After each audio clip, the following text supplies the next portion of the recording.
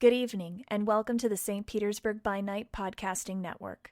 Tonight, we present to you our Hunter the Reckoning chronicle, What the Hell Was That? Welcome to another St. Pete by Night revamped production. The following is rated for mature audiences and may contain graphic themes that will be distressing to some viewers. As always, we recommend you ensure the safety and well-being of yourself and those around you at all times. Viewer discretion is advised.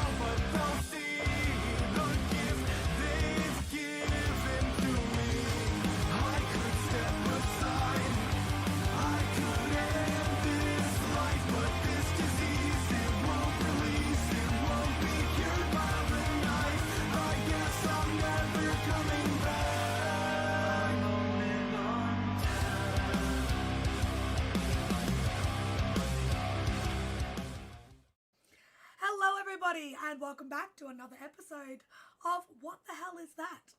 A Hunter the Reckoning chronicle set in St. Petersburg, or slightly south of, in Florida. We are on St. Pete by Night, obviously. You can find us on Twitch, you can find us on Discord, you can find us on Instagram, on TikTok, on Spotify and podcasts. You can find us on YouTube. Not just us, but also we run Vampire the Masquerade and Werewolf the Apocalypse as well. Come join us, come hang out, come have a look at what we're doing, catch up on previous episodes. But tonight I am joined by this amazing table of players. Take it away. Bring us in.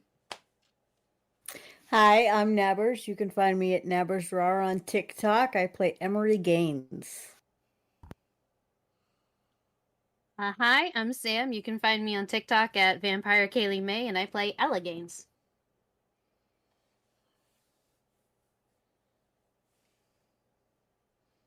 Hi, I'm Nexus. I'm playing Victor Hollow. Hi, my name is Chandler Fields. I'm Kingdom0905 on TikTok and any other places you seek to find me, and none of your business anywhere else. And I play William Barnette. Yo, I'm John. I play the ever-faithful Nicholas Flynn, and you can find me on TikTok at That Nerd Guy. And, as always, I am Coldark. You can find me on TikTok and Insta at Cole_Dark. If you can't find me anywhere else, tough. And you're not supposed to. But today, it's one of those days, folks. We are actually touching base early with this week. Last episode, they got a particularly disconcerting, interesting letter from one Dr. Cecilia Kruger, who has been an employer, an interesting individual, an informant, and generally a pain in the butt sometimes as well. So, we are going to touch in, I believe, William, you said you were inviting everybody to meet you at your home.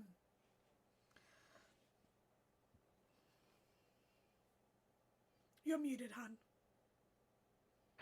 Indeed, William's going to invite all of his lovely friends, lovely, definitely not slightly illegal terrorist friends, to his home, uh, to his home to discuss some more slightly illegal activities that may or may not be on contract and paper now with his lawyer. But he's not telling his lawyer about this coming forward. He just says he needs contract review. So you've contacted Dustin for an emergency contract review.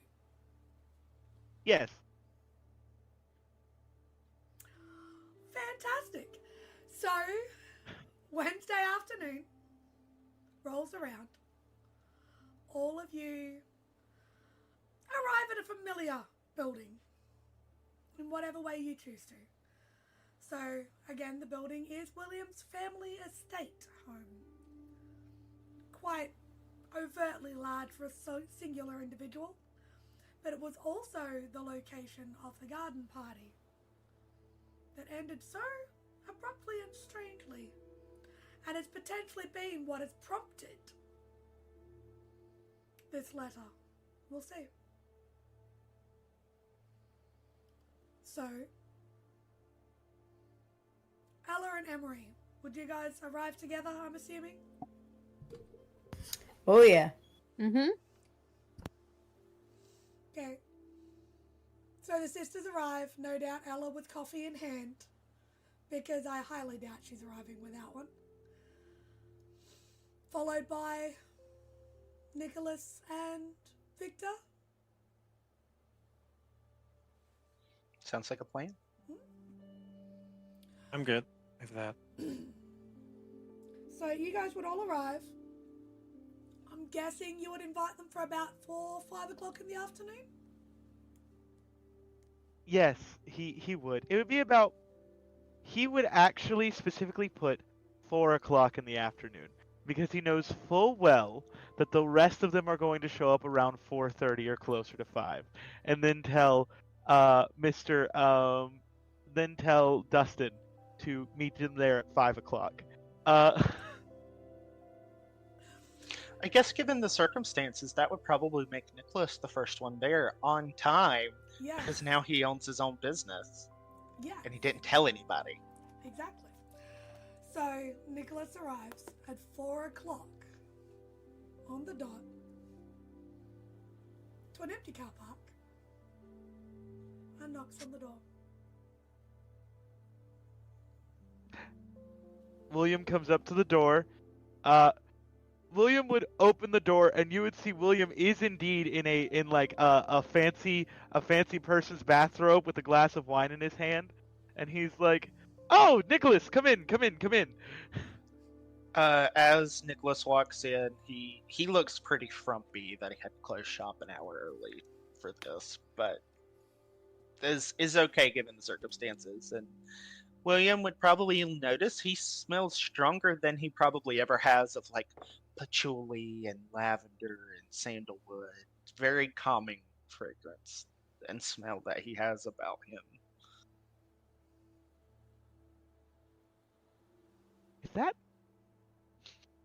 Is that lavender? Yes, it's quite relaxing. Well, that's not how I relax, but I'm glad it works for you. It's more like my new business. I had some incense burning, and when you're in a shop all day with the window kind of cracked, you end up, how do you say, smelling strongly of whatever it was you had burning in the incense burner.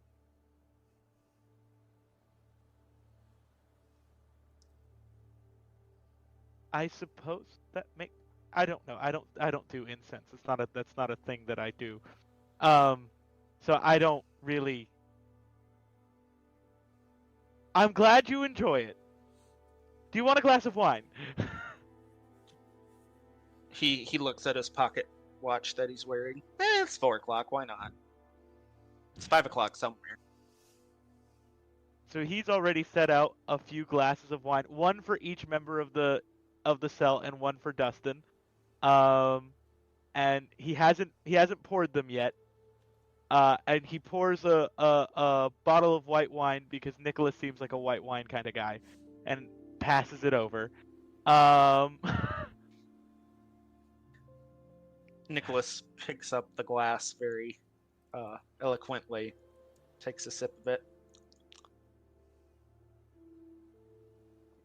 You cheaped out on the wine, William. What the hell? It's Look- about that time that Victor would probably knock on the door. Slightly late, but not as late as William would expect.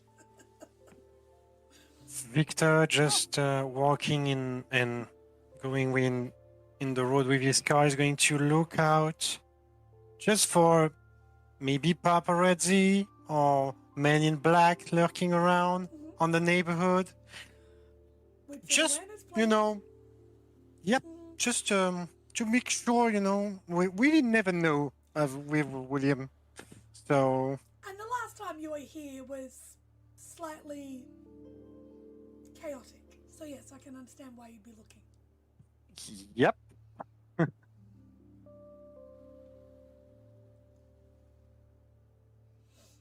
Need to roll that. Took. No, 2 successes. You do not see anything that causes you any concern or alarm in approaching the house. And even just approaching William's premises, you walk in, everything appears pretty normal. Okay. I'm just going to knock on the door. William rushes over, flings open the door. Mr. Hollow, come in, come in. Is he William, still in the don't do bathroom? that Yeah. He is still in the bathrobe, yes. What are you wearing? Wow. Hi. I'm in my own home. I'm allowed to be comfortable. And as always, the lesbians Yeah. are last. Come on, I'll pour you a glass of wine.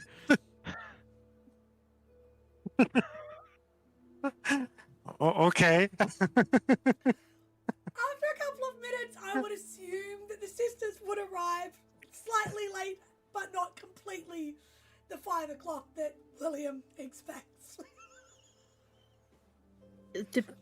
Depending on how far we are away, probably pre 4:30. Yeah. So not that far after Victor at all. So you guys pull in a beautiful car that you own. Pull it in. You can see that Nick and Victor's cars are already there. So it's about 25 past 4 at this point. Hmm. You just walk up and knock on the door, or Yep. Yeah. Huh! Well, would you know it? All of us are here on time! Well, technically they're late, but I accounted for this. I'm sorry, who's late? I was making sure everything was good in the neighborhood. You didn't have some I don't know, invaders like the other time? It's all right, Emory and Ella. You arrived at approximately 4:23, which I accounted for and told Dustin that he needed to be here at 5. However, you arrived faster than I had assumed you would. You do realize I was in the military, right? You were, but she wasn't. That's fair. Yeah, that's fair. He's the wild child. Nick lets out a cackle if he can overhear this. Ella's just glaring at William and then glaring at her sister. I was just pouring Victor a glass of wine. Would you two like a glass of wine? You got bourbon? Yeah, I got bourbon somewhere. I'll take I'm that. not really a bourbon guy, but Jeff was. Is. I haven't heard anything about Jeff then. Well, you know what they say about police reports for missing persons. It's never I'm good not to praying. hear. It's never good not to hear anything within the first 24 hours, and it's been like 2 weeks. So, I I'm hopeful. I'm hopeful. That's what I'm going to keep saying. Did they come over here and look at anything or no? No, they have. Yeah, they have. Um, they have. Um, but anyway, here's some bourbon. Thank you. Emory takes the whole thing. We're gonna unpack that later. You actually pull out a carafe of, so it's already been decanted. It's actually whiskey, and it's like about mid-shelf. Jeff sort of was taking advantage of your money a little bit and getting the higher stuff, not just your cheaper bourbon, more of actually like a mid to high-end, high-tier whiskey. It's pretty good. It's fairly smooth in comparison. Gonna stow William- that one away. William would have done the same thing in his shoes. It's fine.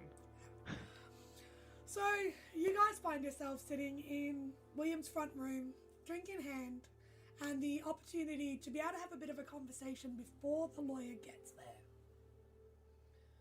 Knowing that there is a potential contract that you may or may not have signed. It's one of you has. Have you guys got anything that you wanted to discuss before Dustin's arrival? I think we should let Ella do all the talking. Honestly. Oh, good Yeah. lord. Agreed. Yeah. I feel like a few of us could probably help her in her lies. Not me, but others. I have I maybe mean- a concern about something, but come on. What's I your mean- concern? Are we actually making Sable an enemy right now? Because, to be fair, CC is the only, middleman to have met us, but I don't really want to have an org on my back, if that's okay.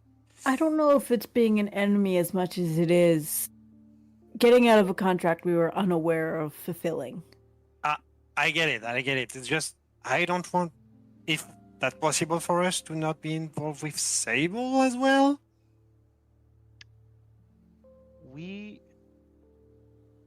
Well, as it stands, Sable seems to be already our enemy.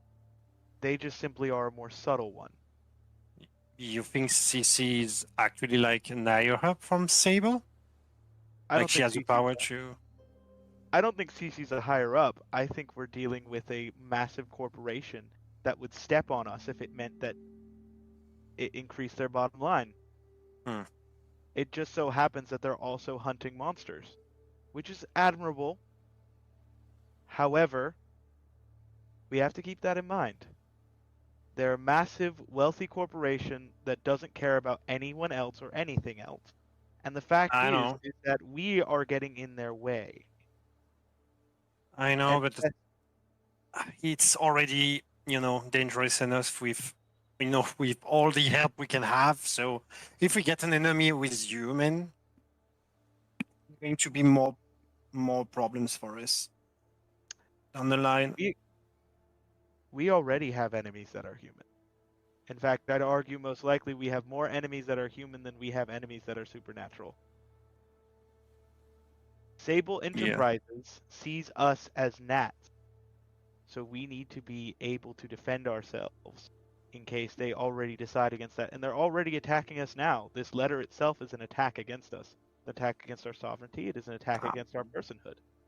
Yeah, but we don't know about that. Maybe she acted alone. She proved she can act alone before. She's not acting alone. I mean, we have becomes- cameras and stuff. The issue becomes, Victor, this is a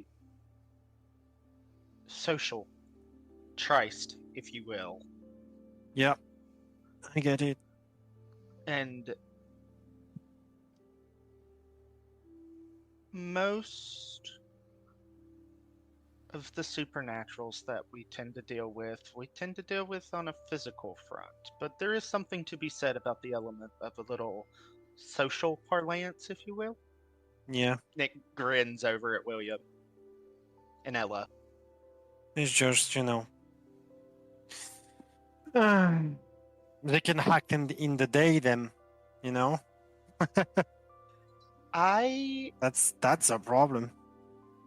the issue with this is we did what we were supposed to do, and apparently Yeah, I know. there was a secondary contract that we were not blatantly made aware of, which I'm Yeah. pretty sure is illegal in and of itself. Yeah, I get it. It's just, I mean, screw CC if that can make you feel happy or something like that. But the org, you know. This isn't about making us feel happy. This is about making certain that we're safe and protected. Because if they can do this to us once, and we allow them to do this to us once, they'll do it again, and again, and again, until they throw us at something that they can't handle on their own, and they expect to kill us, to write us off as just necessary losses. And it seems like that's what CC has already tried to do twice now. Yeah. From the very beginning. How can she be so sure that the binder is fucking false? It's a lie too? Simple. Yeah, that's also what I'm wondering. How does she know? My hypothesis is that she has some way of testing vampiric alchemical operations, or VAOs of that, as I have labeled them, which implies she may have a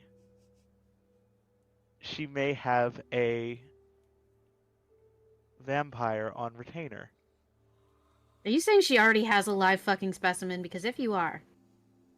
I can't be certain. I have no evidence of that, but if I tried to do anything in one of those binders, I wouldn't be able to operate. Honestly, William, I think you might end up in jail for real because you made meth. Yeah. Well, Pretty much. I mean, if I'm just smart about it, it should be safe. But No, let's not say we did. Please, No. dear Right. God. No, Do thank we you. have a Once- copy still of the binder? We should Yeah, have yeah, a yeah. copy. Yeah, have- Should we test Yeah, it we out? made a copy. I don't know if that's a good idea. If she's already I saying am- she has disastrous results, I don't want us to deal with that. The only thing that I have to say is that I'm with William on this. We don't possess the magical capabilities to make a potion work in the literal sense. So The if only- she's saying, and from what I would assume, when someone studies a grimoire from another magician, as it were, things don't necessarily work unless you know how to make them work. I have two concerns too. First, we give her the binder. She tests it out somehow. We don't know, but I was curious if the Arcanum can confirm that fact, William. I mean, your organization is really old and stuff, so maybe. I am incapable of calling in any more favors for the moment. Dustin and my legal protections were enough. I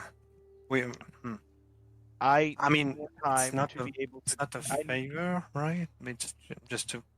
It Wow. kind of is to them. It's It'll be a favor. And I can't owe anyone any longer until I manage to build up my reputation again. Which I think I'll be able to do rather quickly. We just need to find a supernatural so we can test them.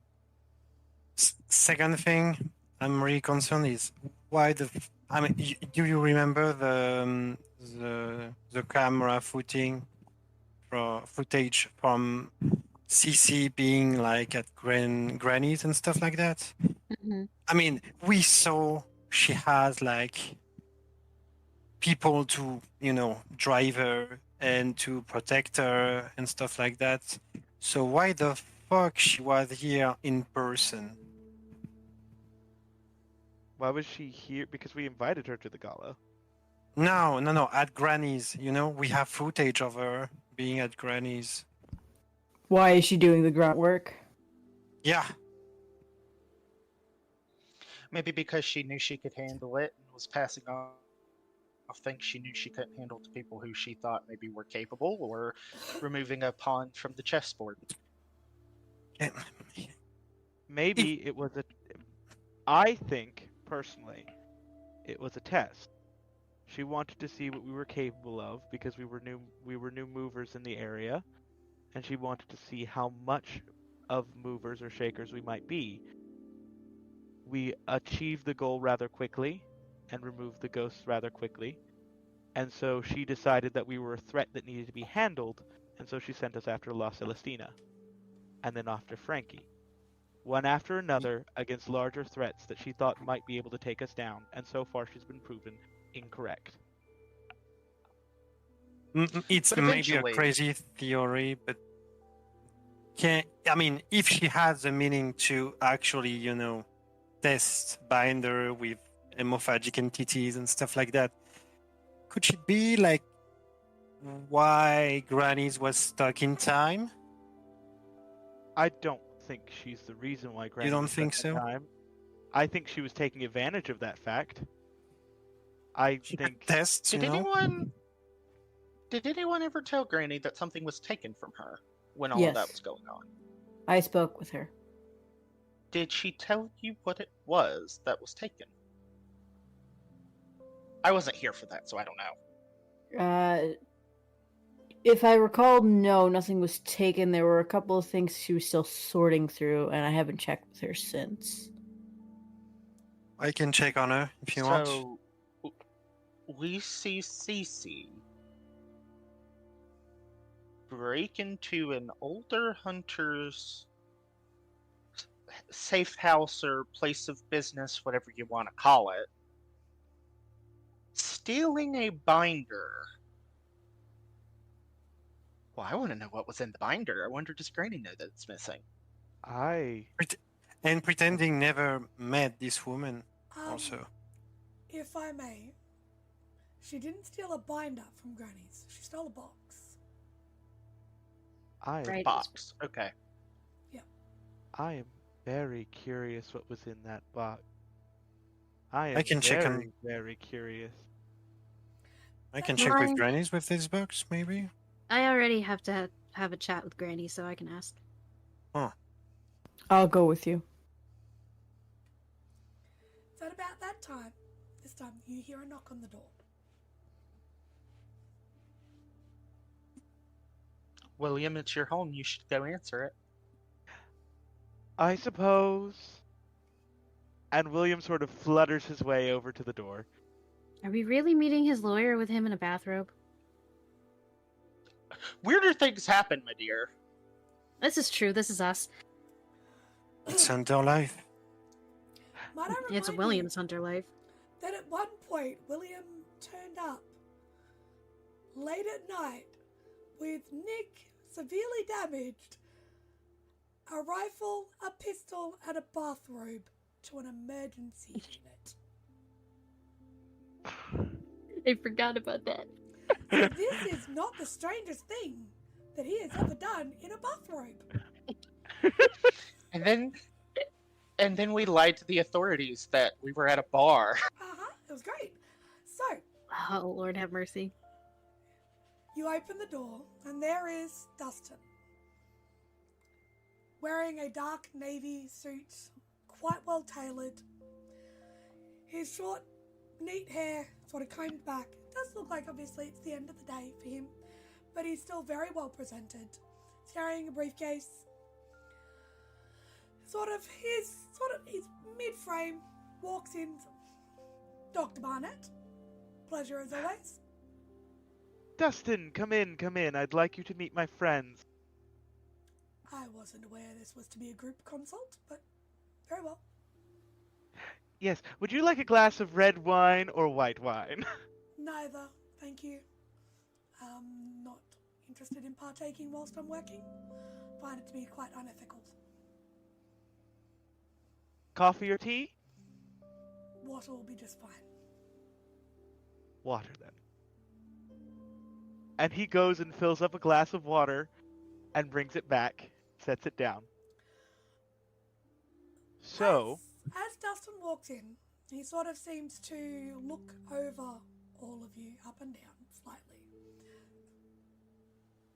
Afternoon. Pleasure to meet you properly. He extends a hand to all of you and it's Dustin McLaren. I'm the lawyer on retainer that I'm sure Dr. Barnette has told you about, with his propensity for conversating with different people. And anyone who does accept a handshake, it is a very firm, competent handshake. Nick looks a little more relieved when he gets that handshake.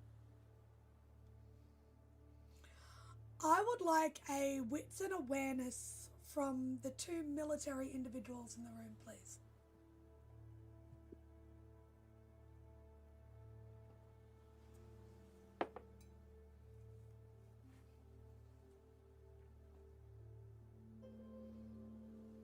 I really need to buff this guy up.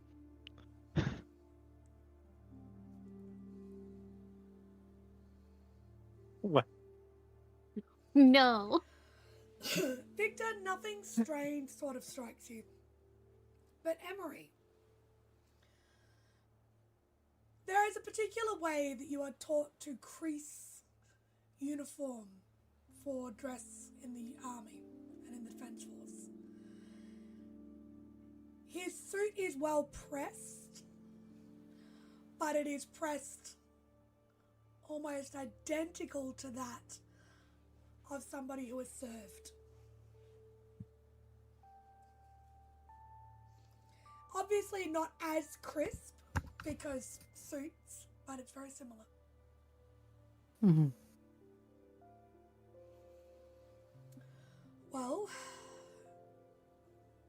I'm assuming, considering I was asked to come here for contract review, have you all decided to actually officially amalgamate and create a business contract between each other? No, which might actually be our saving grace tonight. Oh, very well.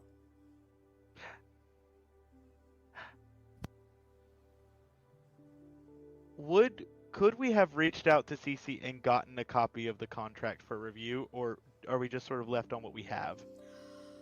Nick, I need you to give me an intelligence technology roll, please.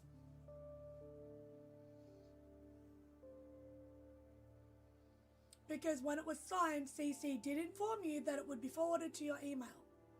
So have you found it in amongst your spam emails and everything? If he can't, can I make a global edge test to hack into his email? Just ask him what the fuck. William hacking into anything is triggering. 3 successes, and I did pop a wheel. I was going to say, you only needed one. You're going through your email. You actually do have a copy of it. Well. You actually do have a copy of it. It was sent to your spam inbox, but because it was essentially for a financial institution, it is the law to send you a copy of it. She did state she was going to.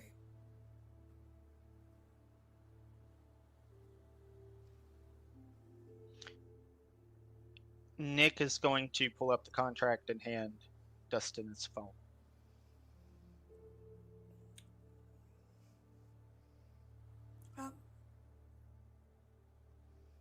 Would you mind, Dr. Barnette, do you have a printer? Yes, this way, to the office. If we could print out a copy of 2 of this would be preferable, please. Yeah, of course. Do we still Yeah, of have course. the email from CC on our phones? We printed that out. We did? Okay. Nick made a point at last episode to print that out, so we have a copy of it in case it disappears in the email. Mm-hmm. So you go and Give him the email too. you go and get the contract printed Yep. out. And Nick would probably have a bag with him, like a book bag. Pulls out like a little folder he's kept the email and stuff in, and it's like slides it to where he was sitting, so when he gets back, he has that as well. Very well. If you wouldn't mind, I just need a few minutes to actually review over this. What seems to be the issue with the contract? What is it exactly that we are going over here? If you could perhaps give me a explanation in your own words. We completed the contract. She was not happy about that because in her mind we failed, but we did deliver what she asked for. And that's it. They are claiming we are under contract with their company, and due to our inability to finish the job in an appropriate manner according to what they want, they have since threatened legal action. And since a threat of legal action has come through, that means we must speak to our lawyers, because once legal action is threatened, all communication must cease, even if continued action is required further. For someone who uses many words that are not always needed, William, you have a point. One moment. And he goes over the contract that CC sent through with the signing for the payment from the delivery of the binder to Frankie. From Frankie. And as he's reading over that, he sort of marks on his copy a couple of points. In the fine print, might I add. Well, okay, reading over this appears to be a standard handover of finances for the cessation of a contract. So you completed the job, you were paid for it. However, it does state here, and he points out a clause at the end, that upon signing this, you agree to remain on retainer for Sable Enterprises for any further endeavours that may be required to be negotiated in the future. So you did, in signing this, agree to remain on retainer for any further contracts that may be requested. Now, there is no specification of contracts. There is no specification of what your retainer is. I'm going to assume from the amount of this contract, whatever it was you handed over was of extreme value. To her, yes. So it's definitely something that was this signed by all 5 of you? No. No. It was only signed by No. No. It was only signed by Mr. Flynn. Interesting. Because they've made a mistake in their contract if they wanted to include the employment to main all of you. She didn't specify that, did she? There is no specification that it is for all involved, all parties involved. It states the signatory. So really the only one on retainer is Mr. Flynn. I think she's assumed you had already amalgamated yourself into a business of some kind. We have not. Interesting. And this letter, and he opens the letter, the printed email, and starts to read it.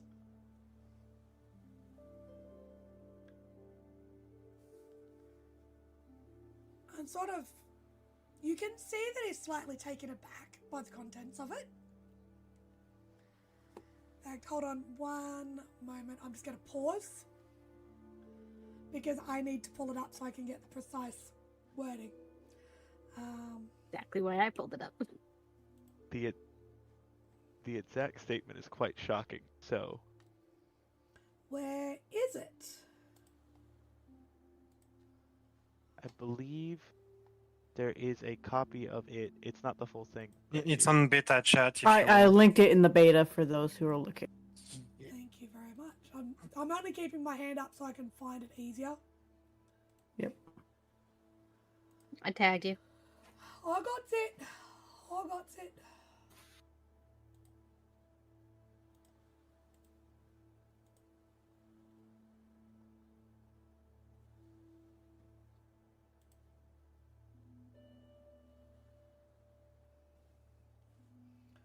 Keep that up. Mark is red, so I don't have that notification sitting there annoying me. Awesome. Bless you. 2. This is at 41.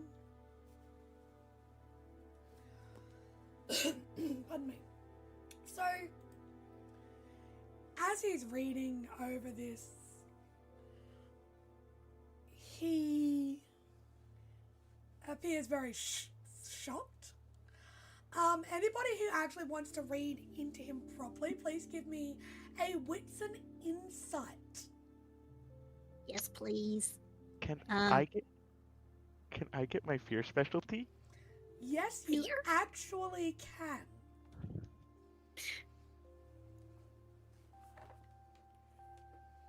Does my specialty come into effect? Technically, yes. Ooh, from I'm your gonna use memory? some dice to reroll, but that's 3 a good roll. successes. Well, I don't think I can anymore. How many, Uh, Victor? 6 successes on a crit. Victor? 3. 3, 2. 3. 6 successes on a crit. 4, and I used a will.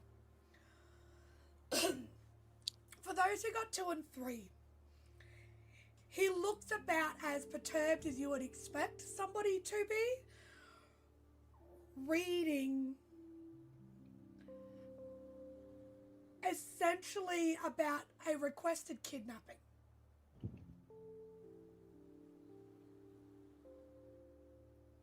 Because that is what it is. It is a requested kidnapping. It is a specification of the contract. And Maybe the Not sure. expectation, so the actual final statement, he sort of, as he gets to the final paragraph, you see his eyes widen. As he reads over, what you assume is, should the individual lose a few limbs in your acquisition of him? Ella with 4. He definitely, you can still see everything you just heard, but also you notice he's covering something slightly. In his shock, there is a recognition of potential understanding of what is happening. William never told you guys where he hired Dustin from. William. Dustin is starting to show a recognition of exactly what it is you guys may have come across. You know that you hired him through an Arcanum contact. So you're not 100% certain of his knowledge of the supernatural, but from his reaction right now, there is a good chance that he knows a good idea of what may be being brought in. And with that critical, when he reads over the "you work for me and you work for Sable," he's scared. But the fear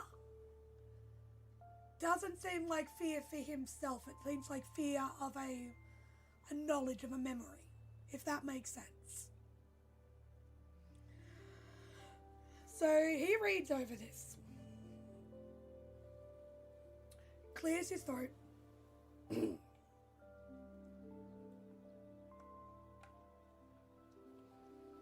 well, I can tell you right now, all of you, this letter alone absolves your legal right to that contract. You have no legal obligation whatsoever to Dr. Kruger because of this contract. And because of this letter. It's a relief. Good.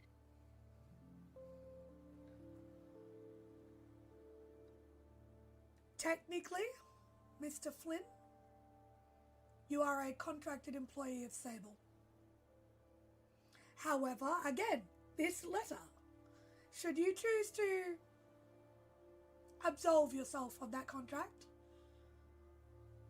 it would be very easy to do so in court. I have a question. Okay. Dr. Barnette, you are aware of, obviously, my contacts and the individuals that I know and that I've worked for. That's how you got my details. I am aware. How much of what is contained within this email was relative to Arcanum level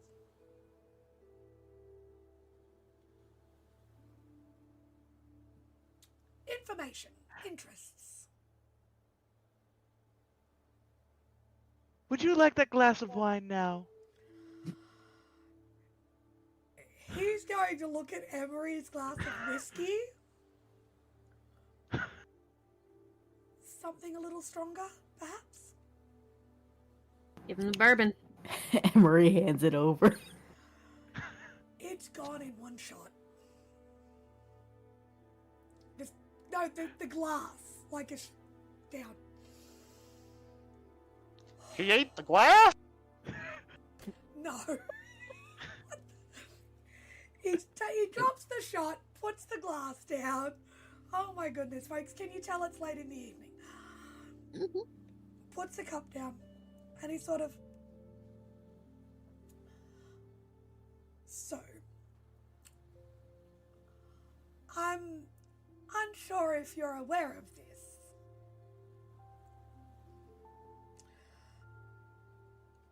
The law firm that I work for, or that I used to work for, I am now an independent.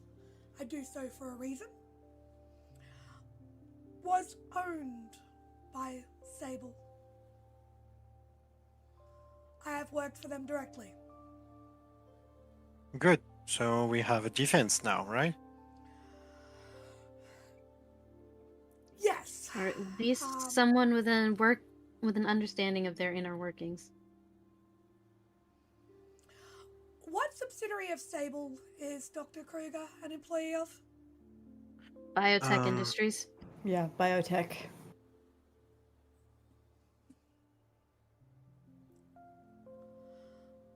I don't know how to say this politely. And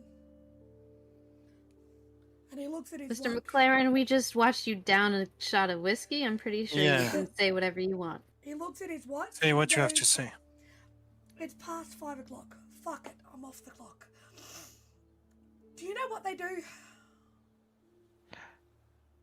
I know that they do what we do, but on a larger scale. It may be different in some points. Do you know what the binder was for? Yes. Lab actually. research.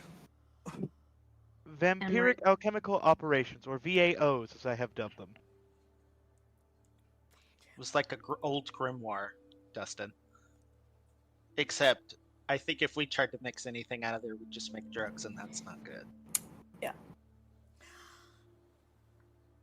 So,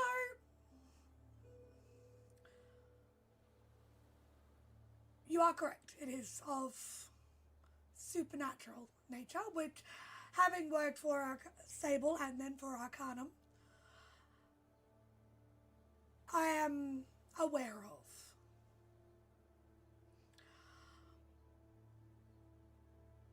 Sable Enterprises, there's no other way to... It is an old company. It is not an How official old? organization in any way, means, shape, or form. It is an upstart. The organization itself has been around for many decades.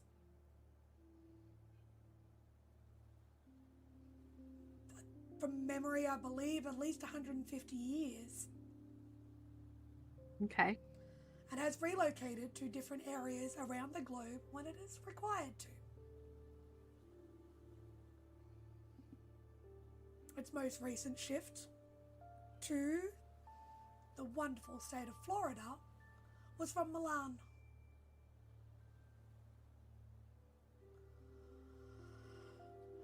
Okay. Now, the question is, and this is something that I need to ask all of you, how on earth did you end up entangled with them? Good question. Robert, Mercius, and Sally.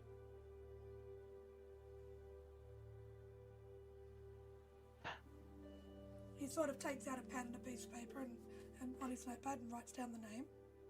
Who gave us that first job? It's my contact, I think. Do you mean the first job that got you the placement, and this is out of character, the first job that got you the placement in the museum itself? That was from Robert. The first job with Sable was with Sally. Victor, what's Sally's last name? Not sure I really want to say it here.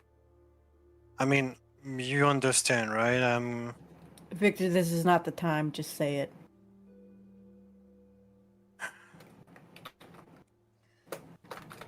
Just a sec. Her name is Sally Dinkley. Dinkley, yeah. Wasn't sure. Sally Dinkley. But yeah, don't go after my contact, please. I'm If she's not setting not- us up, I'm not here to go after anyone. I don't think she is, actually.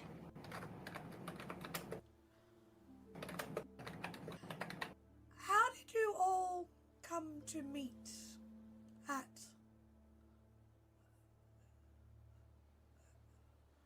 I'm curious, at the Well- museum here? Well, just in general. I was an extra, so I'll tell my piece after they say how they met, because I have no clue how they all met. Were you all just summoned randomly?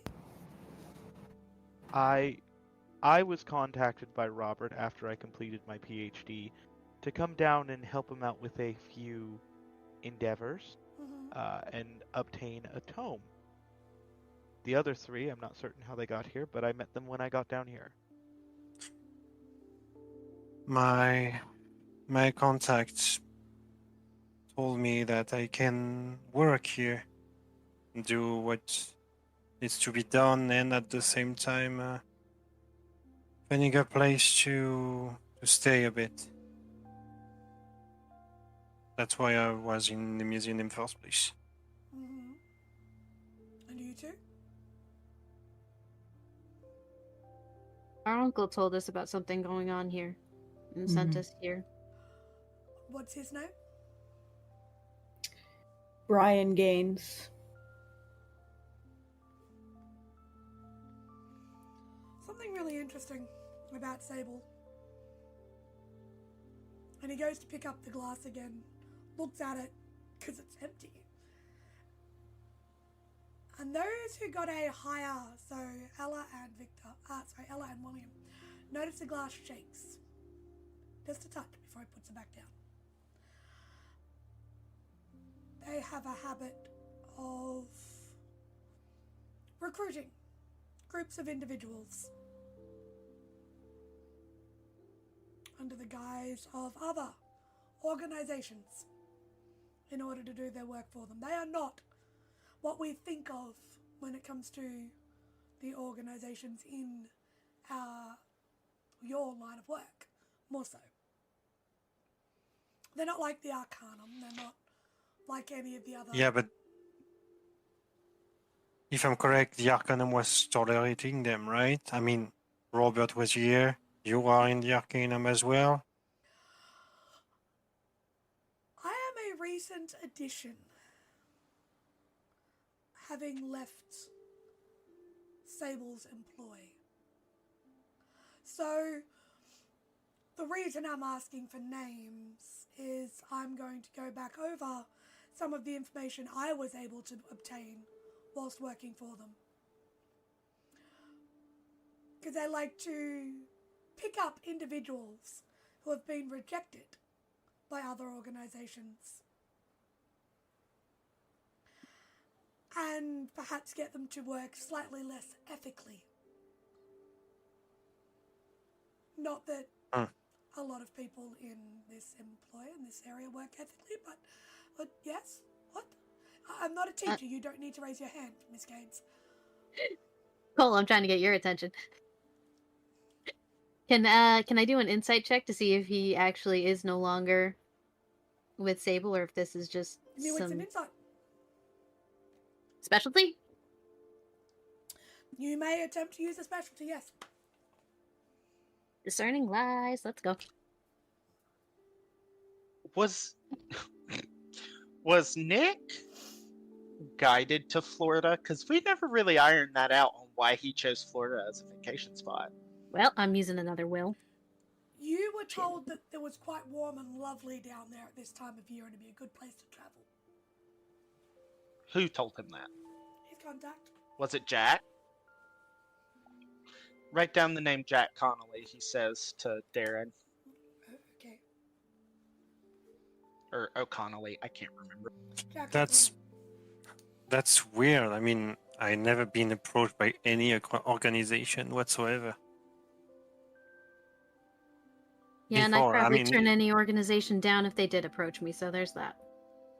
Same. Emory's gonna pull out her letter. You're cutting out a bit. Sorry, what was that? Emory's gonna pull out her response letter Mm-hmm. and have Dustin read it over. I also got 3 successes on that. At 3 successes, you can't tell. Okay. You can see that he definitely has an understanding. He appears to be speaking from knowledge of understanding. There are no tells or anything that you can see that would imply that he is still working for Sable. Okay.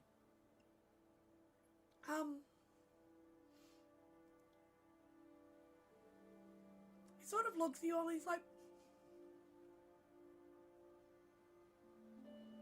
you seem to be effective in what you have been able to achieve.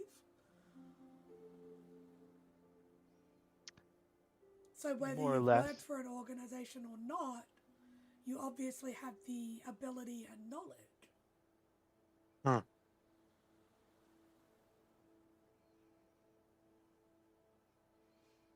Do any of you have current connections with any organizations at all?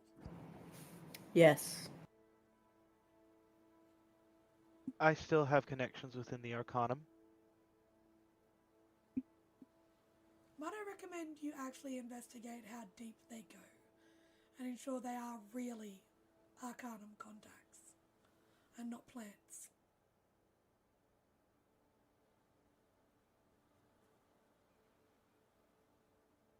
How do we discern what's a plant? Well, is it Arcanum for you? No. Okay. Well, I know that with the Arcanum,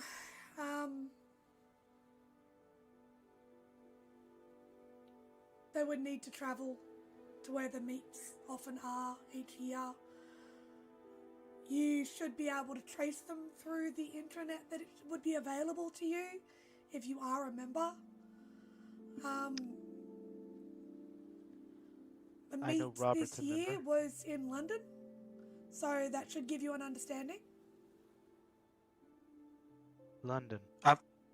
Robert didn't say he was going to Milan, right? Robert went to Milan. Robert lied. And just to be sure, you said the previous operation center was in Milan for Sable, right? Yes. It's obvious Robert. on their Fuck. website. You can go and look for that. I'm actually surprised Robert. you hadn't, William. Oh no, I knew this. I knew this a long time ago.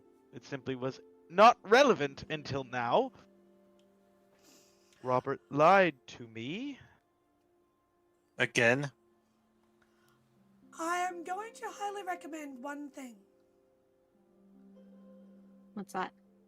Do not in any way. Well, I can't tell you that because I have a feeling you'll do it anyway if I do. Any outward and overt, for lack of a better term, rebellion action against Sable will bring a sudden and swift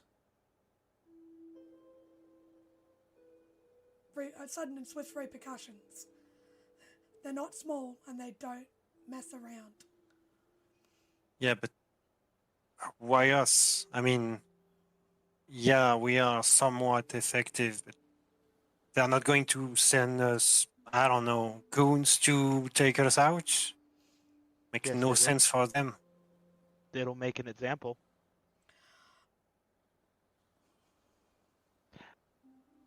And I nothing need to said change that my the safe house then. and nothing said that this action needs to be physical. Nothing said that this action needs to be boots on the ground, guns in our faces. There's many ways to skin a cat. Uh-oh, I cut out. There's many ways to skin a cat. Nothing says that this action needs to be physical, boots on the ground, guns in our faces. They can They still might- destroy our lives without killing us. Precisely. Exactly. It's also quite common for individuals to feel like they have to work. Sable,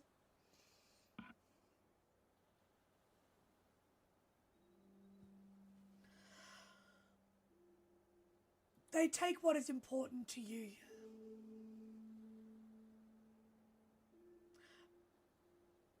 In order to get you to work for them. Fuck.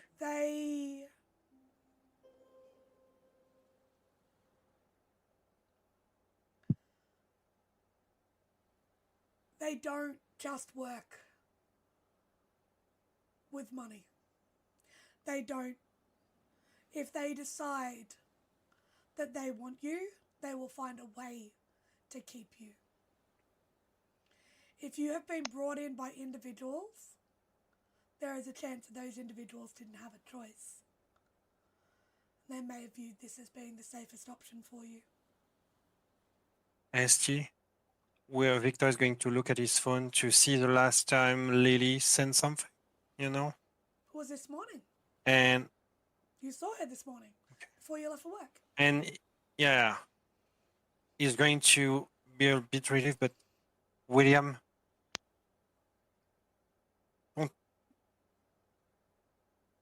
is it Jeff kidnapped by Sable? I'm sorry, what? We don't know. Jeff has gone missing. I was about to say the same thing. And knowing what we know about Cecilia Kruger, she really likes the beach. Well,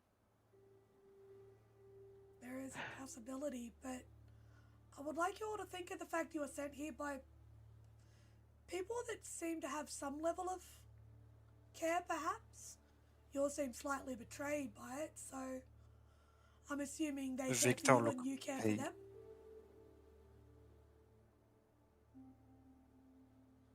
Park. I don't think Dr. Kruger did that out of I don't mean Dr. Kruger. wanting I mean, William to be a part. he looks down and he's like, Robert, Mr. Mercius, Miss Dinkley, Mr. Gaines, Mr. O'Connell. Do you think? I mean, you saw her, right, Nick? Do you think she can be working for Sable? Sally, I mean. I think, based on what... Oh God, what's his name? I forgot his name. I'm sorry. Darren? Daryl? Dustin. Dustin. Yes, it's Dustin. That was out of character. Sorry. What is Based your on name, what, little man? Based on what Dustin said, it seems like when Sable wants people to work for them, they don't really give them much of a choice. And And It more would be what naive I'm seeing to is believe. potentially from Dr. Kruger a very heavy-handed attempt at that. Seemed like floundering to me. it seems Oh, like okay. she's desperate. It seems like she may be in a position where perhaps her entire livelihood is at stake if we don't succeed.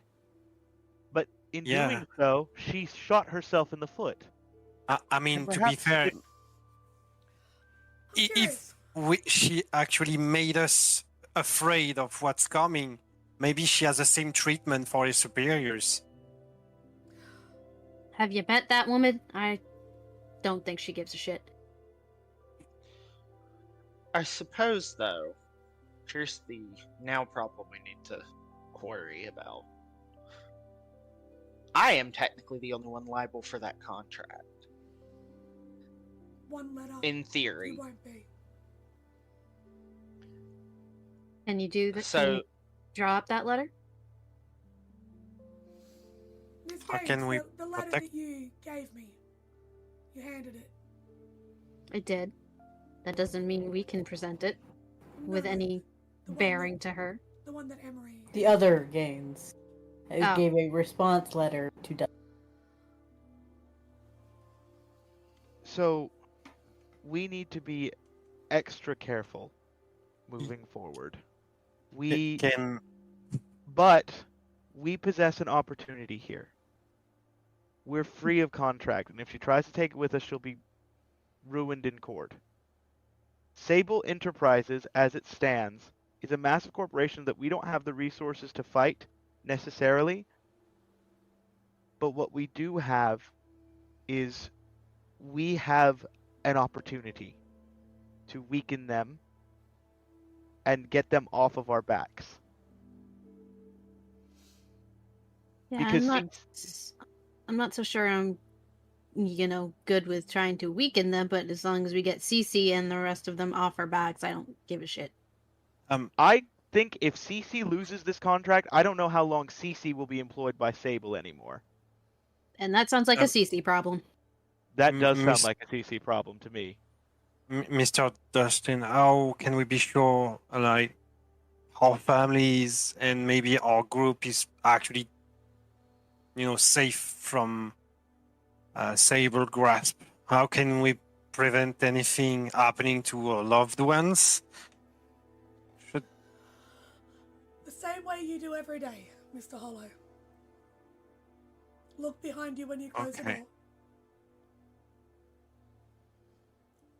Do what you do now.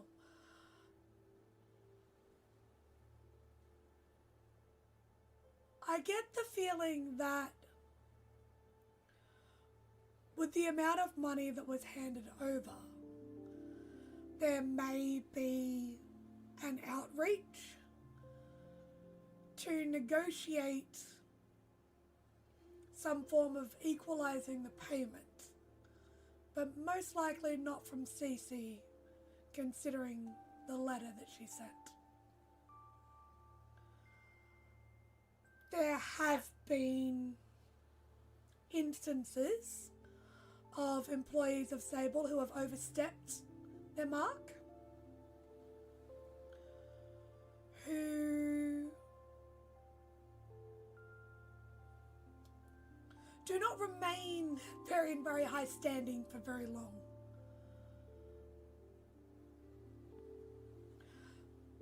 But you may be approached by somebody to equalize that payment, because that was a large payment for a job that, I'm going to be honest, I have seen other individuals be paid 50 to 100,000 for.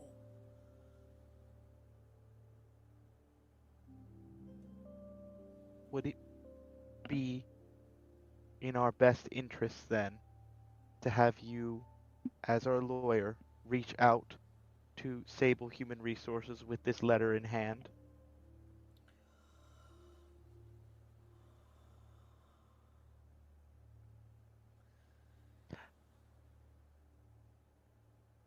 It would definitely make a very loud point.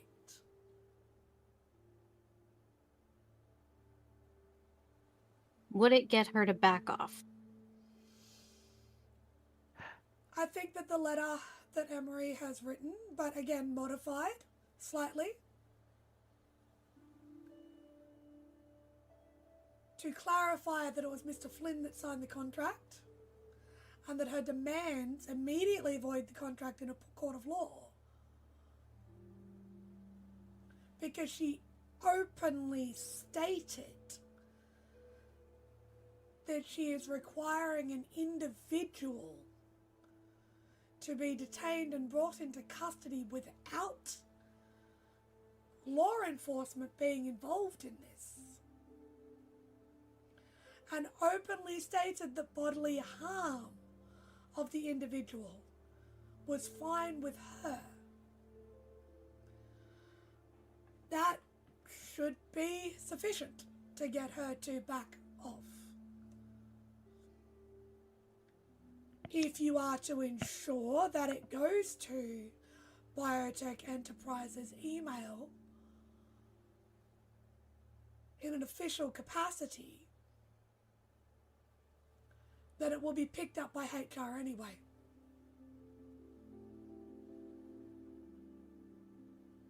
It won't be And therefore,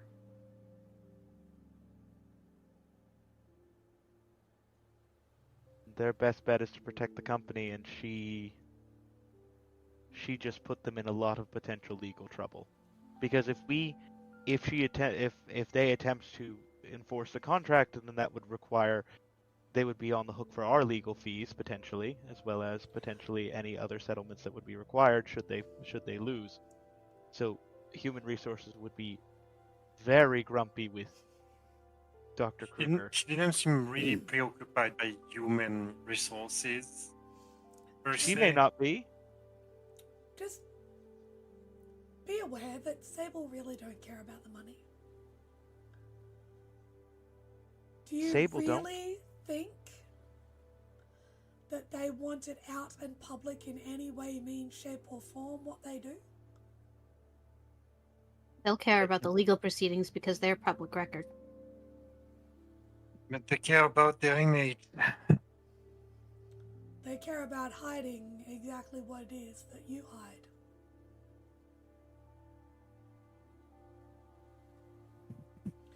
So if she really wants to push this and she really wants to bring it to court, like she said, we can. We'll also expose the company for what they are. I'm going to be honest, it would be made out to look like crackpots and lunatics, conspiracy theorists. It's not hard to fabricate that. Miss Emory, was it? Yes. Who did you say you worked for? I didn't. Ella's just gonna give her a look.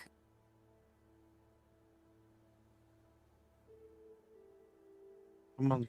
That's fine. Whoever it Yeah, is you do work for, I would recommend asking them about Dr. Kruger. See if they have any knowledge of who she is. Understood. Thank you.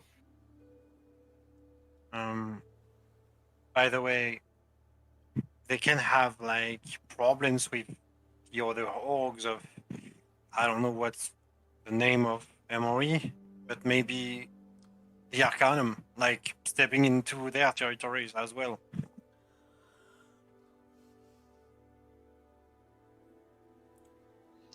I mentioned it. Sable tend to hire those that are rejected by other organizations. Second home, I for didn't. lack of a better term. Yeah, I didn't know William was rejected. I wasn't. At least not to my knowledge. I've never fact- been associated with one. My public, have access to the internet. I have access to all of the databases, or most of them, all that my status would allow me to have access to. I have published articles in their databases. I am a member. And your contacts that brought you here? Robert Mercius, I no longer believe is, because he wouldn't allow me to publish his name. He wouldn't allow me to credit him. So I'm starting to think now that there was a reason for that. Definitely something for all of you to think about. Again, be careful, be cautious. Sometimes things are I not need what to they check out. seem. Sometimes things are not what they seem. There are often people So- that have been brought into Sable, myself included.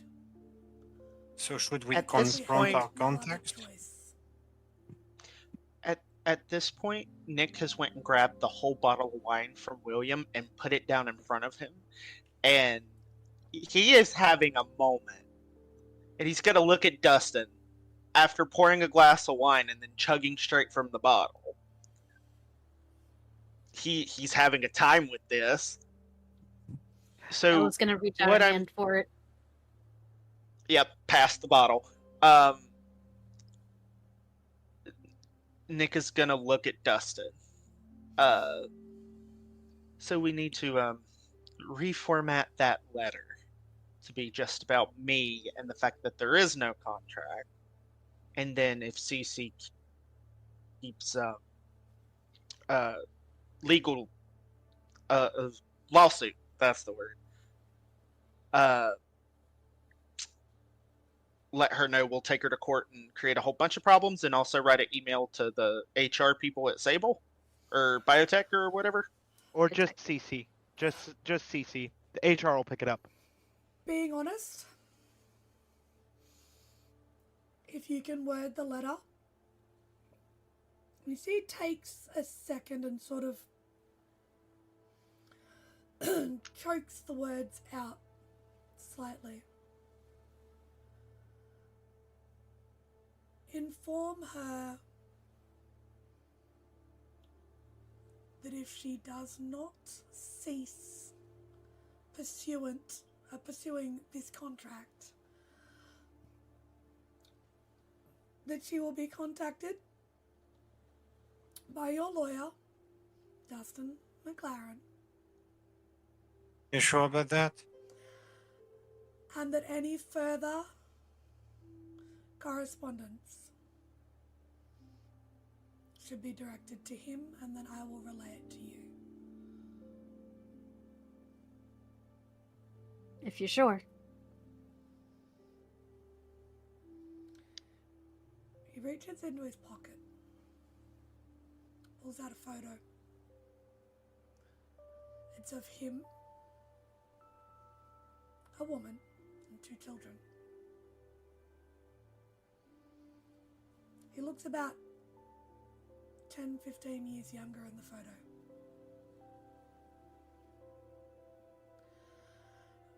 And he slides it across the table.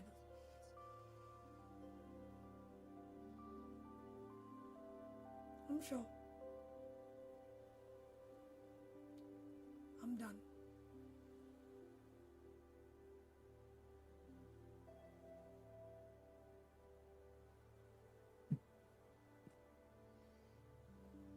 Enough. Understood. If you send this letter, stay in the light.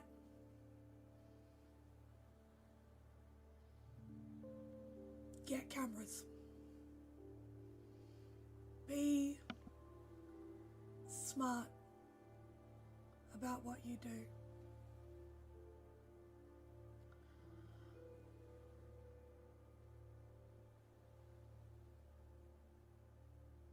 If anyone is missing,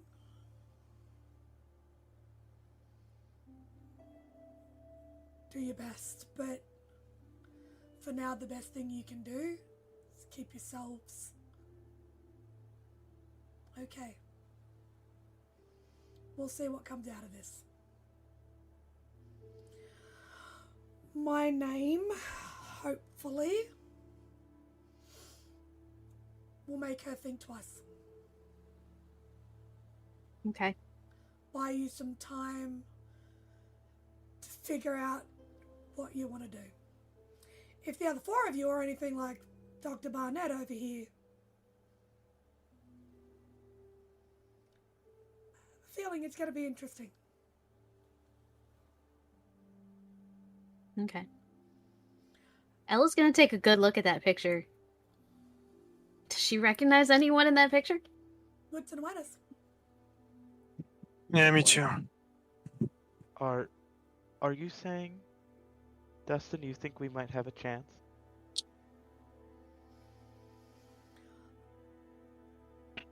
I'm saying that there is a possibility of extricating yourself from Sable's influence. They don't like to let go of what they have. 5. 4.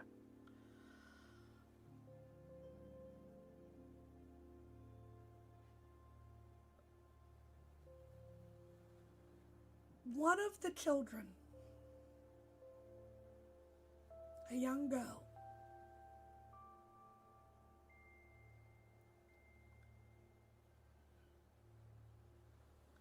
has familiar features.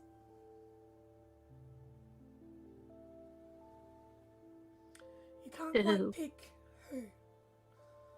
But Ella, it is familiar to you. Victor?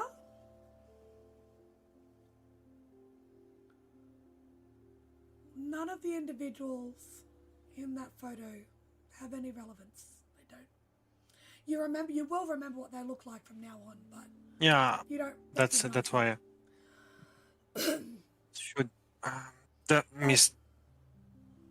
Mr. Dustin, should we confront our contacts about that,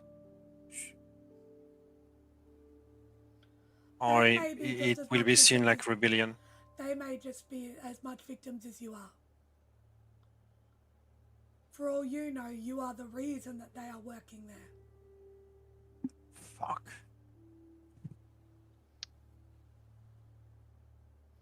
So I would recommend doing some more research into individuals yourselves. Talk to people that you think may be helpful. Do you have anyone that isn't contacted? It isn't through them? no, I'm really new here in this world, so she was my only contact. Is there anyone that you guys have spoken to that had no connection to your connections? Frankie DeLuca. And Granny. Granny? Don't talk about him, William. Thank you. I'm not going to go to his place and take some tea. With a Maybe fucking... you should grow up, because I don't apparently fucking care. he I is the will not last. speak to him. Then you don't have to. Thank you. You can keep acting like a. You can keep acting as you are while the adults talk. William. That's enough. We're done talking about this. Either way, if you wish to send me an email or a letter to review before you send it, by all means. But I will seem do to that, have- thank you. I was going to say, you seem to have the knowledge and the understanding of how to at least write well, Miss Gates. Thank you. If you don't mind, before I decide to imbibe too much more of this fine whiskey, I think I need to get home. I need to check on a few things myself before you send this. Thank you. If there's anything else, and he slides a couple of copies of his business card across the table so that all of you can have his number. Grabs the photo, tucks it back into his sort of breast, the inner lining pocket of his jacket, and goes, I think I'm going to be clearing my calendar for a while. You might need to pay up on that retainer, Dr. Barnette. We might be working together a bit more. We'll see. I think we may be working together very closely.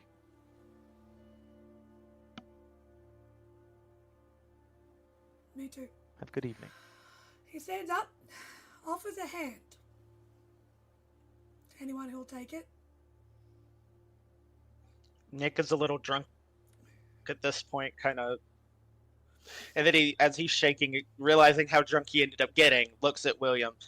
Hey, you mind if I stay the night? I don't think I'm good to get home. Might be an idea. I don't think I want to be getting you out of a DUI as well as a contract, Mr. Flynn. Yeah, I'd appreciate it, William. For what? Dustin, he really shouldn't be driving, I don't think. I was talking to William. Oh, I was okay. talking to William. Well, apologies for being the bearer of bad news. For what it's worth, good luck. You might actually be our saving grace. It's the first time for everything, I suppose. Gives you all a bit of a nod and walks out the door. And goes and gets in his car, and anyone who looks out the window would see he sits in the driver's seat, hands on the wheel, and sort of takes a moment. You see a couple of big deep breaths, and then starts the car and he leaves. You all have a lot to think about. Some interesting revelations.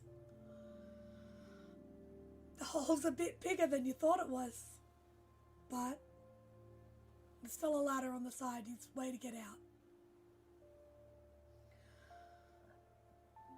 We'll come back after this break. I'm going to go move our bodies, have a bio.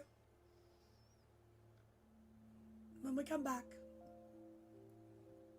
touching base with the individual members. Perhaps I got a bit of research and a few things to do. Go and stretch your bodies, get some movement in, grab a drink, grab a snack. We'll see you back here after the break. St. Petersburg by Night is brought to you through collaborations with our partnered vendors: Wolfpack Dice, Ember Fox Dice, Dragon Ink Dice, Bear of the Bard, Champs Tramps, Panchi Artista, and Chromatic Creations US. Links to our partnered vendors, as well as our Twitch and YouTube channels, can be found on our website, stpbynight.com. The official theme song for St. Petersburg by Night is Vampire by Faith and Failure. You can find them at faithandfailure.com. You can follow SPbN on all socials with the hashtag StPeteByNight. If you wish to support our program, you can do so at ko-fi.com/stpetebynight to help keep the stories rolling. Welcome back, everybody. Hope you guys had a drink, moved your bodies, got a snack. Maybe prepared yourself for some of the things that are to come, because we're going to dive straight back in tonight. A couple of days later, maybe even a day later, actually, considering. William, you've been hit with a bit of juicy information. Got a few revelations about someone who's rather important to you. And it's casting some doubt as well, I believe. So what exactly is it that you're planning on doing? Well, William is going to reach out, and William's always publishing papers. He's always filing for research grants, all that stuff. And he's going to reach out to Robert and say that, because he's probably gotten a new research grant in, and he's going to reach out, to Robert and be like, normally I would ask Jeff to celebrate with me for something like this, but even if it would just be over FaceTime, but he's still missing, and I would like some normalcy. Will you celebrate with me will you come and celebrate with me at my house, just to make things a little more normal? Yeah. For a little bit. He would definitely be like, oh, of course. What time? 5:30? Okay? 5:36. Fantastic. I'll bring a bottle. It'll be nice to just relax. It's been a very interesting year. It has. Very much has.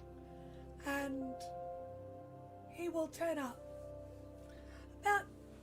He'll turn up at 5:30 because 6 o'clock's a bit late for his little old man. And you'd well know that he eats dinner at 5 and will then do visits if needed after that. And he doesn't live too far away from you. So he turns up at 5:30, looking very, very distinguished for the evening, but slightly relaxed. And rather than his normal suit and tie or the tweed jacket, he's actually just wearing a casual polo shirt, a polo over just a pair of plain slacks. He's actually looking almost casual, which is not something that you see very often anymore. And he walks up to your door, and he's got a small bag, and he sort of knocks on the door and waits for you. William's going to come down, or not probably come down, because he's probably working on, because I feel like William probably bakes. Not well, but when he's stressed, he bakes. Okay. So he's coming from the kitchen because he had prepped a cake to be finished at 6. I would like you, please, to give me a dexterity and craft roll. And this is why I said not well. Just roll for cake. You know what? We're gonna spend a willpower. We're gonna try to get some successes. Mm-hmm. We still got no successes. Thank you. And no that's successes. noted. Awesome. So William comes out of the kitchen. He comes out of the kitchen. He's wearing a sweater vest, and an apron over top because he's been baking. Mm-hmm. He always dresses nice, even when he's at home alone. So he's got like slacks on, because it's nice to be comfortable.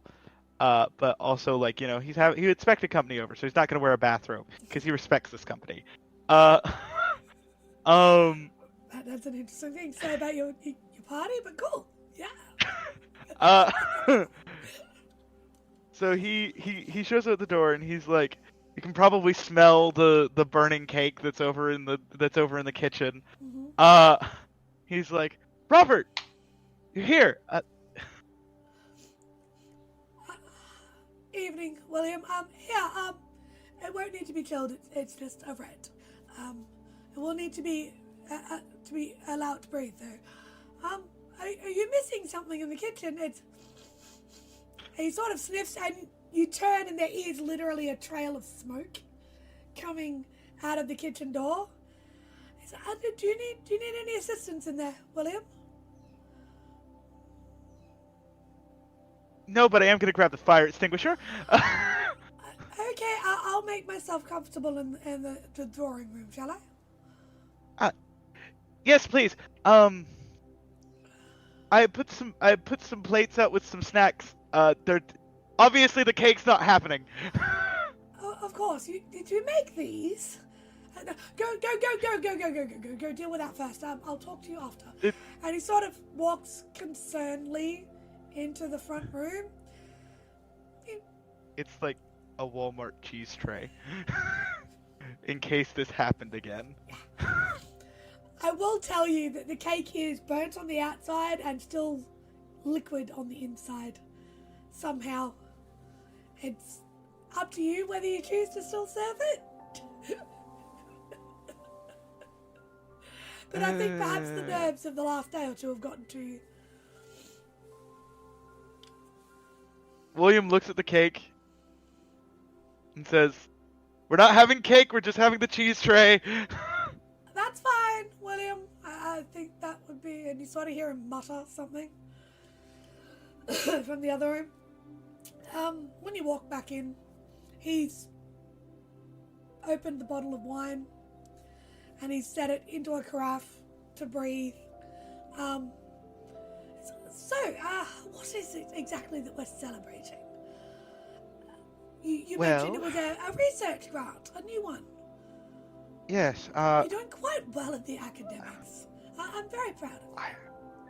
I am indeed. It's actually got to do partially with the research grant, but also with the library. I've been campaigning for some new tutors. That seems to be going well. Mm-hmm. Just all in all, it seems to be, everything's going well for once. It is quite a pleasant change. You've had quite a tumultuous career, so it's quite good to see you exceeding in things yet again and being recognised for that.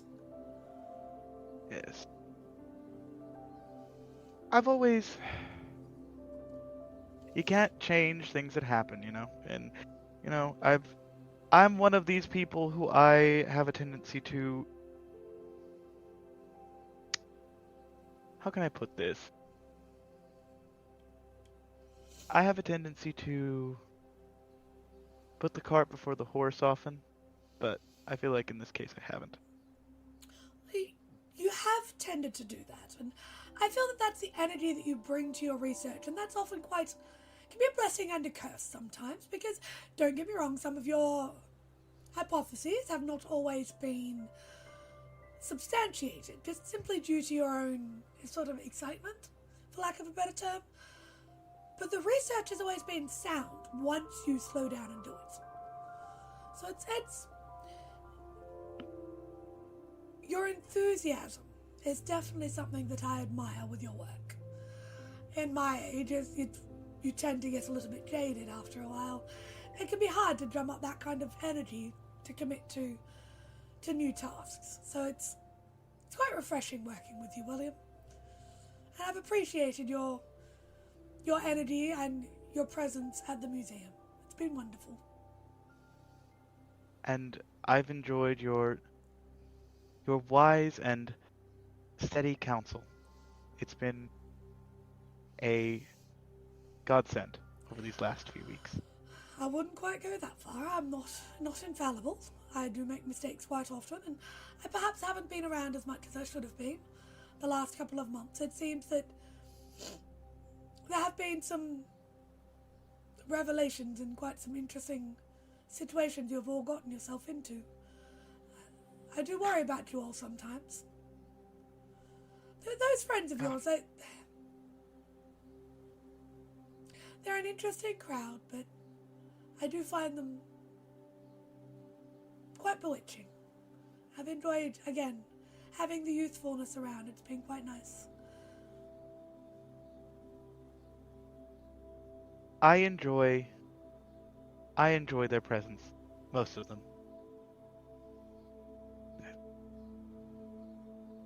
Sometimes sometimes a few of them can get on my nerves. They all can get on my nerves, but I get on their nerves, so it's, it's fine. Are you still bickering with Emory? Is she still bullying you? Ironically, I feel like we get along better now than some of the other ones. Well, that is definitely something to be commended. Well done. I also bully her back, so it's fine. From what I can gather, that's quite common for those who've been in the military, so it may be a language that she's more used to. Yes, I suppose. So what was this grant for, and what sort of tutors are you looking for at the library? So, the grant for the library that was approved was the one that actually got us, and one that I was doing the charity event 4 months ago. But the charity event was mainly to draw attention to it, to install backing. Obviously, the funding went to the library, but it allowed to show that things were going forward. So, and then on top of that, all that happened, and then, I also wanted to celebrate, because your return from Italy went so well. Yes. It was slightly tricky getting back in after your little endeavour on the internet. They did, obviously, attempt to connect me with you, but it was all cleared up, and it was quite a lovely trip. It was good to reconnect with individuals I've not seen for quite some time. And how was Milan? The weather was pleasant enough, and so was the company, and gained some interesting information, and was able, again, as I said, reconnect with old colleagues. Rather stuffy, really, just lots of dinners and talking in libraries, like posh old stuff. I swear it was like I had to dust the nose and dust the shoulders once I got home from rubbing shoulders with the wrong people or the right people so much.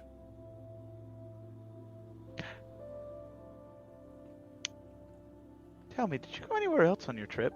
Or was it just Italy? No, that particular trip was purely for Milan. I had a few other bits of business that I had to attend to while I was there. Catching up with a few old friends, and it's been a while. I mean, as you would understand, I didn't expect you to want to come to that particular location with me this time. I wasn't sure if you had healed enough to travel there yet. No, I don't think I had. Losing your father was quite a traumatic experience, William. I don't expect you to revisit that until you're ready.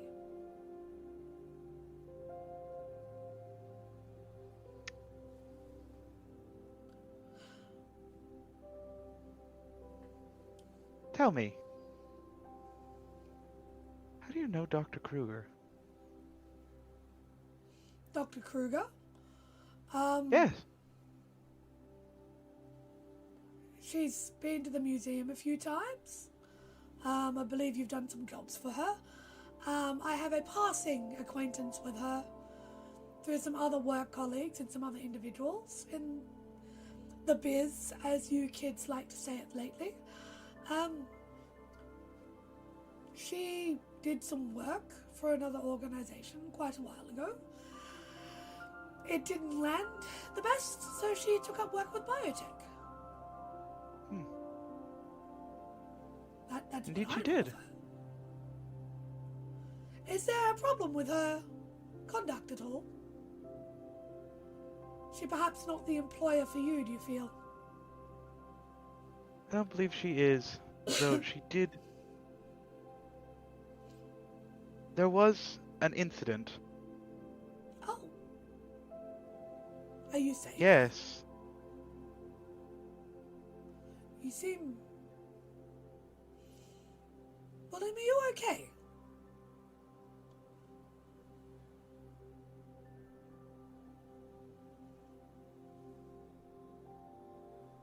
Do you know where the Arcanum meeting was held this year? I already told you that I attended it. That I was called there by Arcanum. was held in London, not Milan.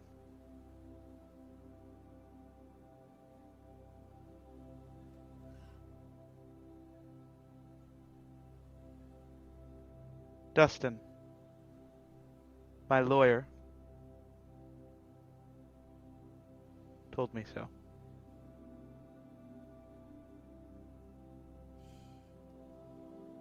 I'm not quite sure what you're saying, William.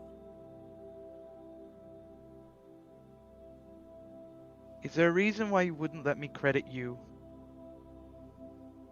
on my paper, Robert? On the La Celestina paper. Because I did not do any of the work.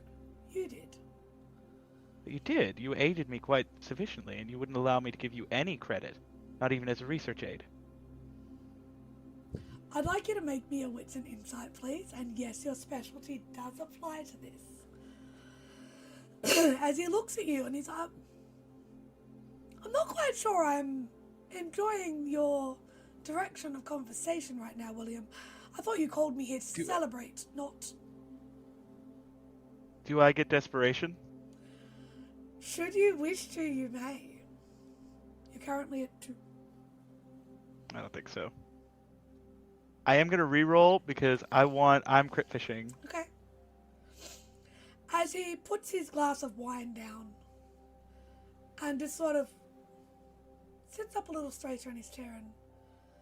That is 6 successes, no crit.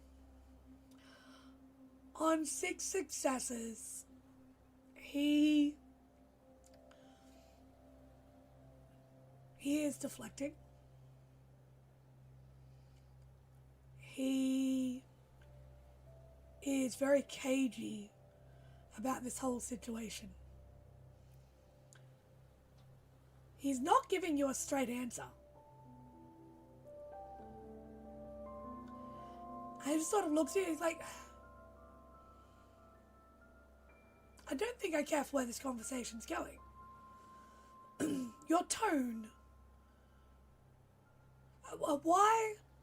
Why is it so unfathomable that I wish for the credit to go to you, who is still in the prime of your youth and research, rather than to me, who is just an old nobody in the background? I wish to see you succeed, William, not myself. How much do you know about Sable Enterprises? What has that got to do with the research? And with that same 6, again, when you say the name Sable, his face pales a little bit and he stiffens in his chair. What have they got to do with their research? Are you being intruded upon? Is somebody trying to claim your research for their own? Robert, when were you rejected from the Arcanum?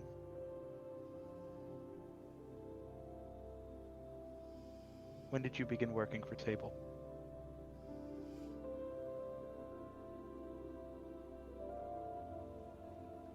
William, you speak of things you know not of. I believe this conversation Then why don't is you over. tell me?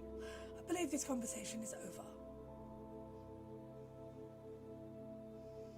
Out of respect for your father, this conversation is done. And do you think he would want you to keep secrets?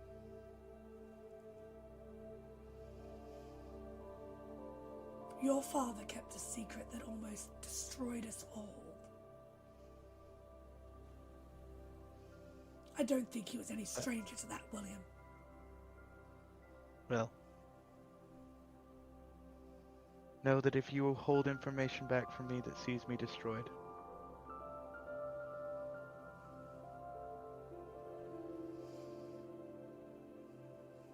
then you will have blood on your hands, Robert.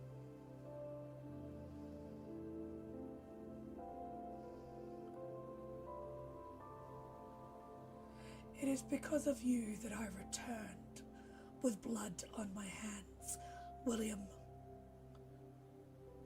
Don't you forget that.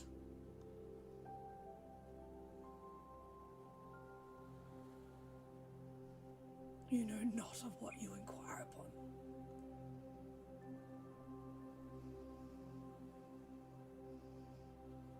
He stands up. When you are ready to discuss research like an academic instead of throwing accusations, then you may contact me. I have not accused you of a thing.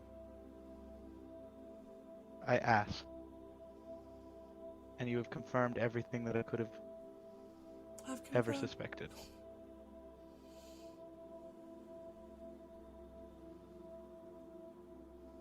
You are your mother's son, and that may be your undoing just as it was hers. Good evening, William. I shall see you at work. Good evening, Dr. Mercius. And he walks out stiffly and swiftly. He doesn't slam the door behind him, but it is closed with a firmness that lets you understand just how serious it is for him. Do you look out the window at all? Or do you remain where you are? He'll stand in front of the window with a glass of wine in his hand, looking over. I was going to say, you see Robert go out to his car, which is just a modest sedan. And you see him stop before he opens the driver's side door. And he almost steels himself. It's like he stops his... With your knowledge of human behavior, it almost looks like he turns around. It's like he almost turns around.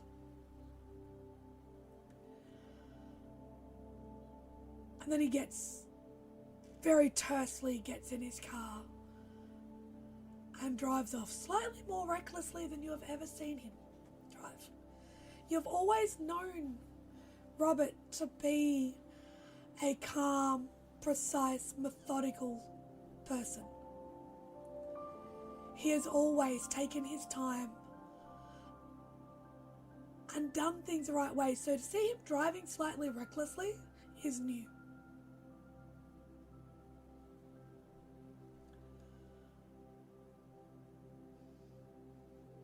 With that, though, William is left to his evening.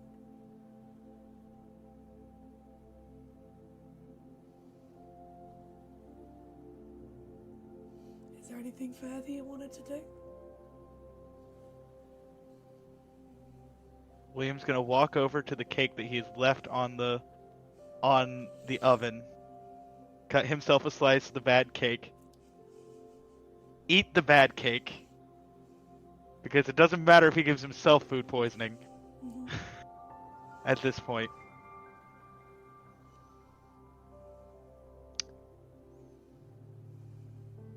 And then he's going to go to his office, and he's going to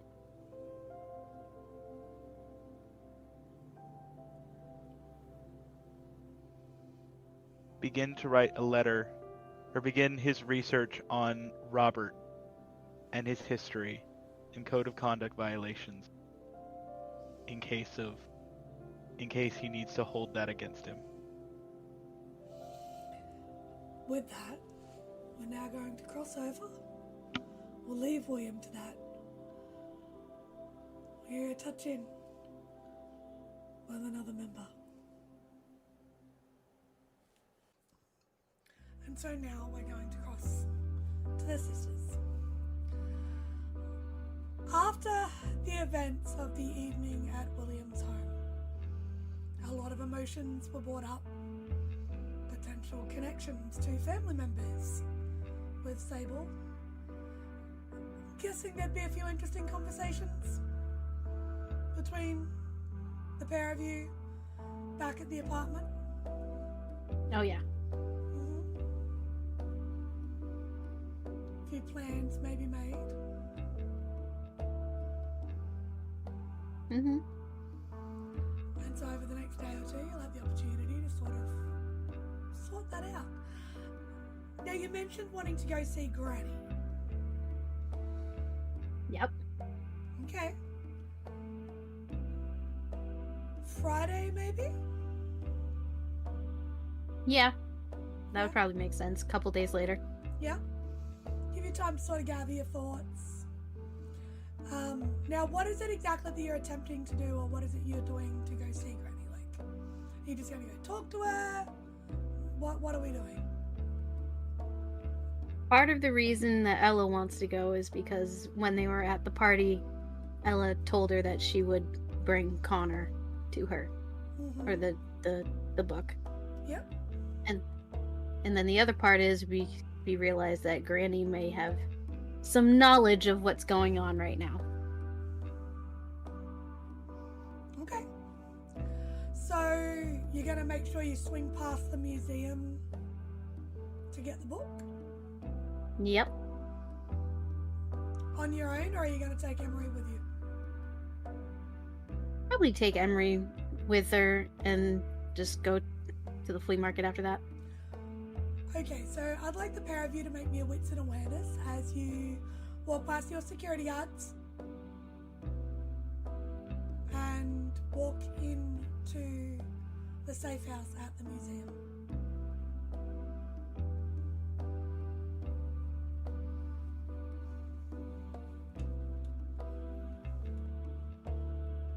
Two, three.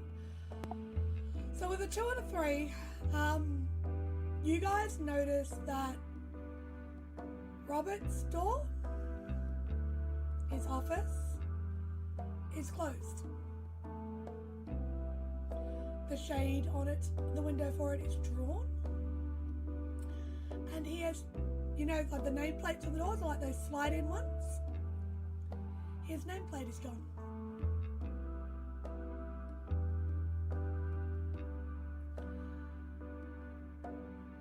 How concerned should we be, Em? I don't know. William thought of him as almost like a father figure, so... We're gonna have to unpack that later, but I don't see anyone else here, so... Yeah. And you walk on through. Going through William's office as always. No one's in there. No one's really been there for a while. Even you guys have been absent a fair bit. The fine layer of dust that had started to build up before Nick was cleaning up more regularly is back. The library's still there and all the books and everything is still there. Still a couple of cups or coffee cups in the sink from the last time you were there as well. Take care of that.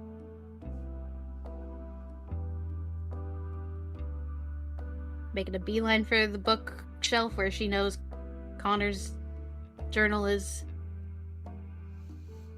sitting, and she will take it. Wits in awareness or wits in investigation? Your choice. I'm gonna do awareness. Because as you go to reach for the book, it's not in the same spot you left it.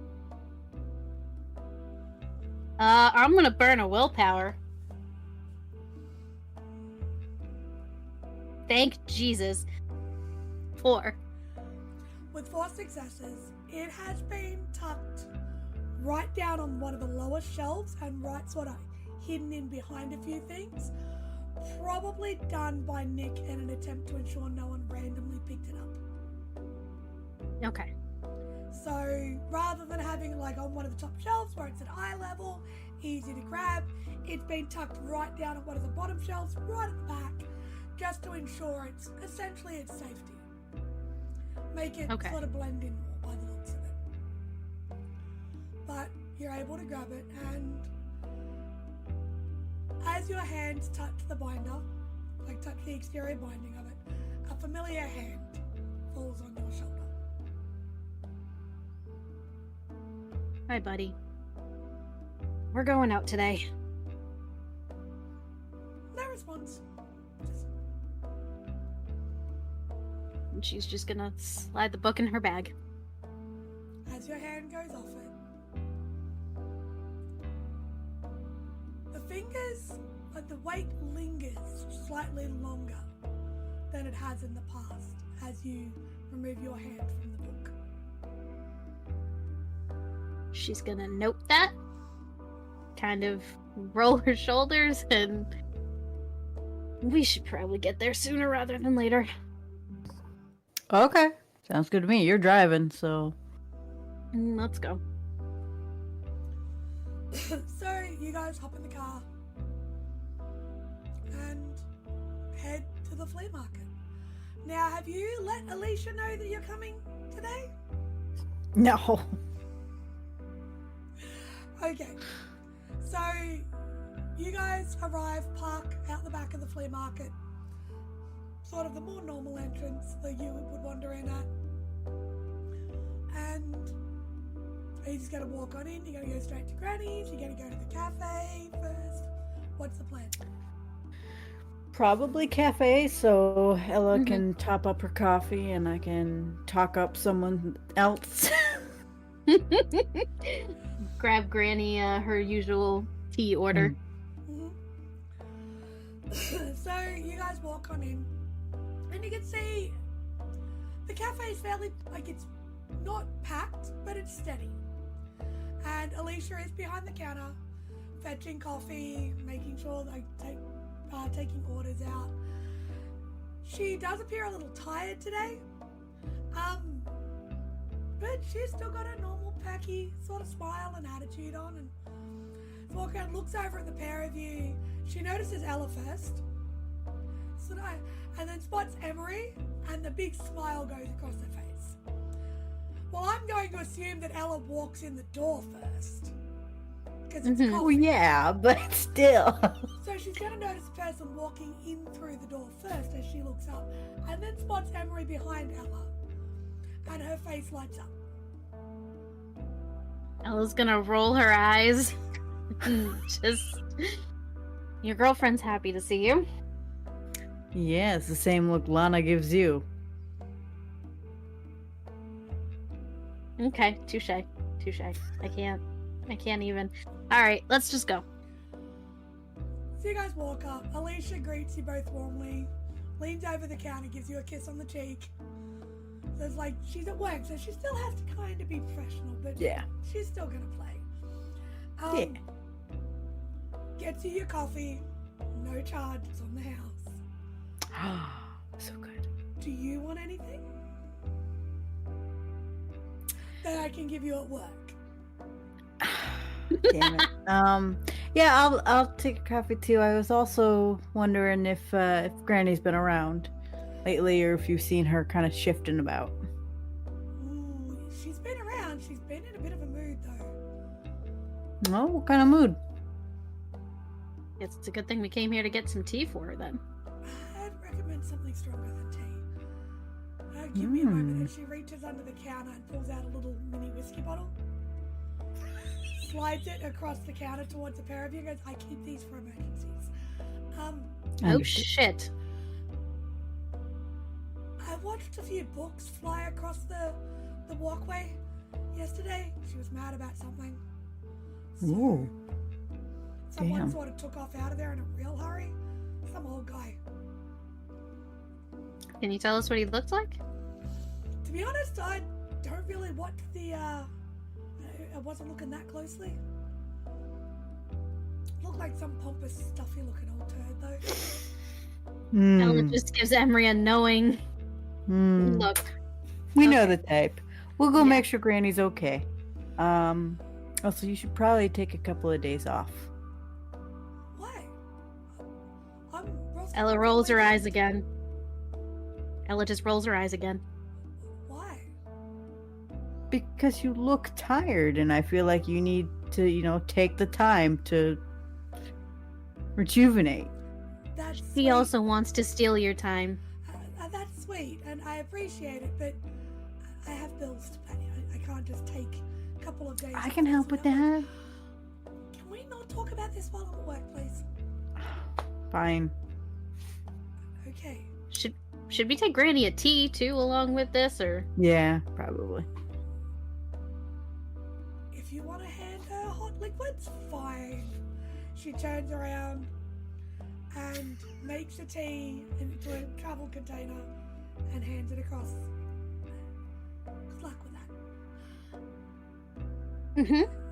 She hands you your coffees, and she also slides a basket of fries across for Emory. The best. Thank you. Spoiled. Thank you. Okay, of course. Bye, Alicia. Bye, Ella. She turns. She walks away and leaves them alone. Aww. She's gonna look at you and just be like, "Look, I need to get back to work." See you tonight. Of course. Absolutely. Your place or mine? Let's go my place. Sounds good. What? 6:30, 7 o'clock? I knock off at 6. So. Let's do 7 o'clock. All right, I'll bring dinner. And she sort of turns with a bit of a smile and goes back as some 40-something man sort of like, "My burger's wrong," grumbles at her about something. Emory slightly takes out her gut. No, I'm kidding. Stop it. Do not. So you guys turn, walk out the door, and you can just see Granny's shop. Gates are up. It looks open. Oh, Not gonna let her throw some hot tea in my face, are you? you're capable of dodging. All right, let's go.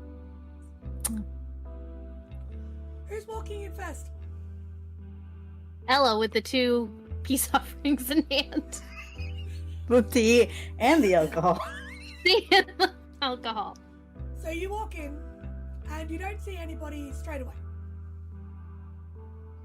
No one behind the counter. There's no one in the store.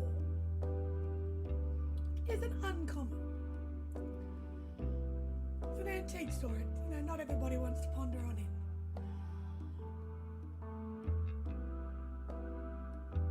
You get about halfway in, and you just hear, "We're closing soon," from out the back.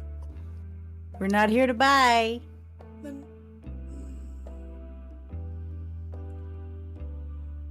and a head sticks around the corner. "Oh, it's you two. What do you want?" Oh. Well, damn. Okay. We bring peace offerings? Her eyes soften slightly. She goes, "You went and saw Alicia first, didn't you?" Of course we did. Shouldn't be surprised. She walks out. And for one of the first times, she's not dressed, quote unquote, like a little old lady. She is wearing nicely fitting, what looks to be fairly flexible pants. A sort of to the elbow shirt or top that appears more businesslike, or it's been chosen for its flexibility and its movement. She has a light denim jacket on because it is still warm. She is older though, so she can put up with a bit more. And some very functional shoes.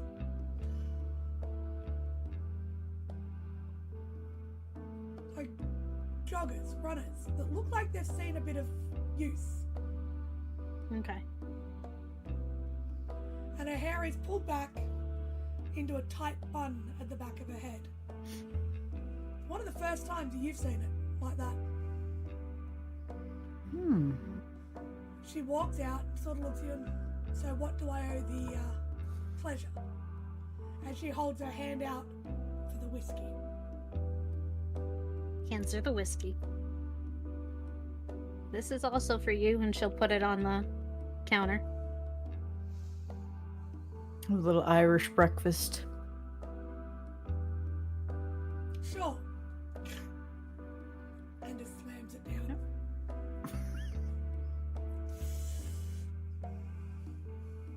Well, I think I promised you a conversation at the party, so You it's coming to.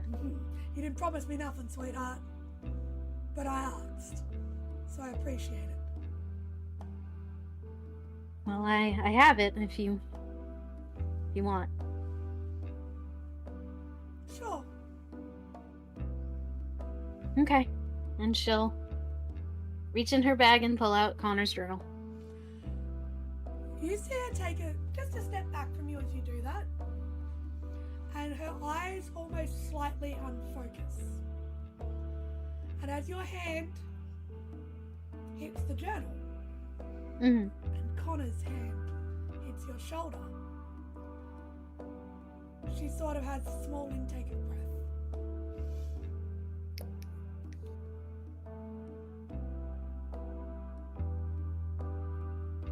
Does Connor's hand, like, squeeze her shoulder when he realizes where he is?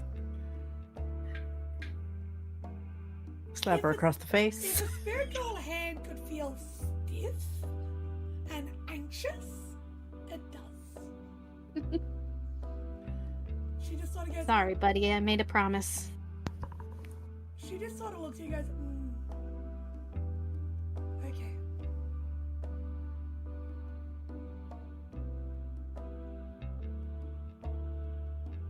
For anything, he seems content.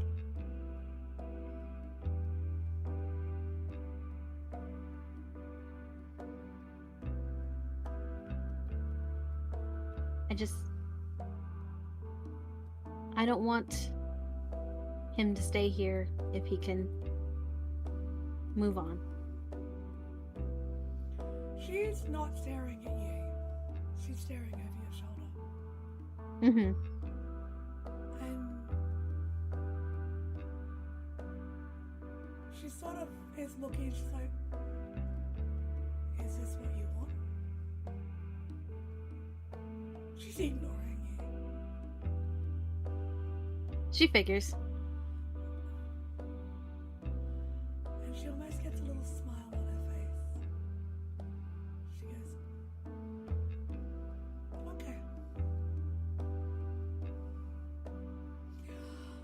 okay. Well, at least I know you're not making him do it.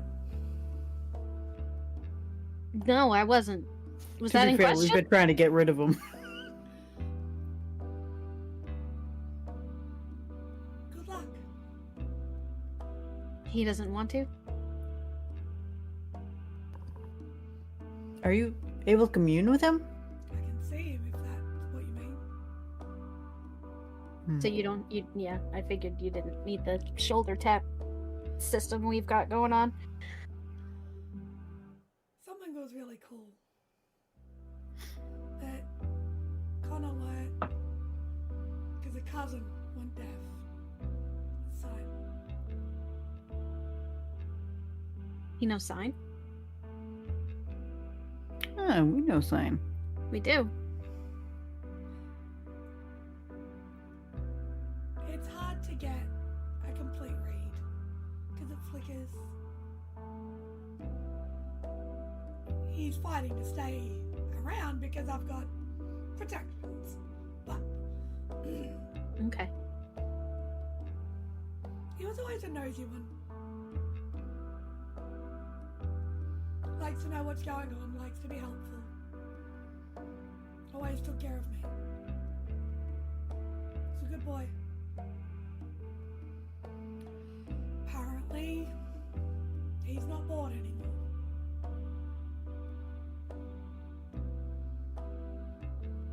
Oh, sorry. He is bored, but not... What?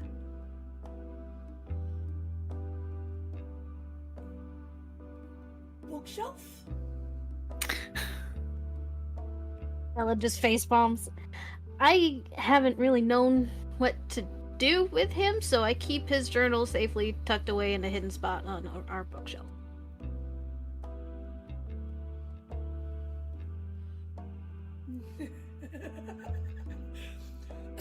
As long as it's not next to a math textbook, he'll probably be fine.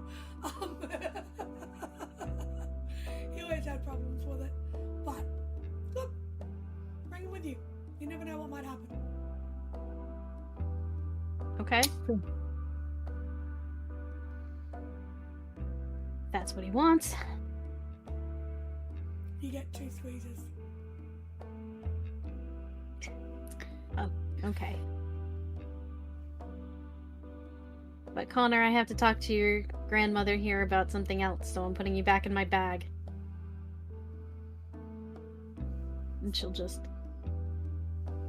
put him back. Put the book back. Granny looks over your shoulder and is like, interesting. Is his hand still there? Did it? You know, his hand kind of lingered the when I picked up the book today. After I let go of the journal. I think it's amazing that you have the idea that you can control what a spirit can or can't hear. Usually he just disappears and... For you. Lovely. Oh, so he's been hearing our locker room talks, huh? The book's here, so he's here. Why is that Okay. a surprise? Spirits aren't my forte, so I don't know. I'd recommend you start reading then. See what else is on Yeah. the book. Fair enough. So you said that's not the only thing you need to talk to me about. What else is there? Well, Yeah. so first of all, I like the new look. I'm not sure why you're going through this, but I like it. Sometimes you need to be able to be more active and agile than others. Someone's going on a hunt. Well, you met some of the people we're about to discuss at the party that we had. Weirdest party I've ever been to, but yeah, sure.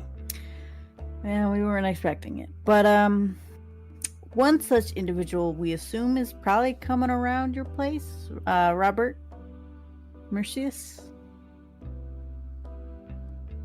Uh-huh. Has he been seen around? She steps to the side and sort of starts running her hand over a very thick book that's on the desk, the bench. What Okay. of him? We have reason to believe that he may not be able to be trusted right now. Yeah, and he may have fucked us royally. He's also missing. Well this done. current time. You've grown a brain cell. Awesome work. Okay, we don't need that sass and here we're like You kind of gave us a little bit of an inkling that maybe there was some fuckery happening, so...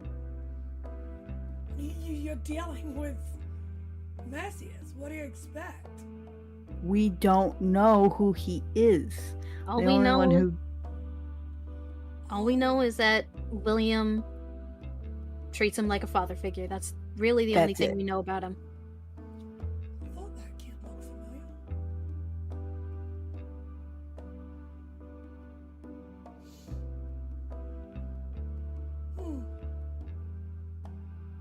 Okay, so you're having issues with a grumpy old man. What next? Oh, not just him. Apparently, we have other connections within our lives who have all conjoined us into a potential contract with Sable, which we have since been able to kind of get out of, but we're realizing that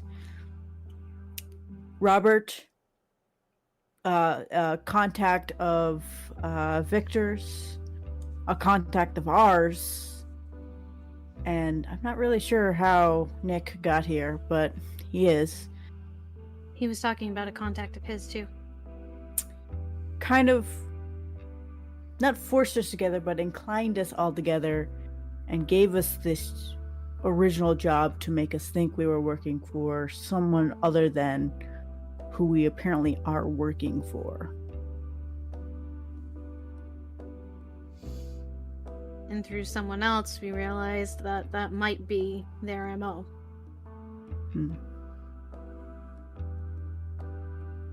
Right.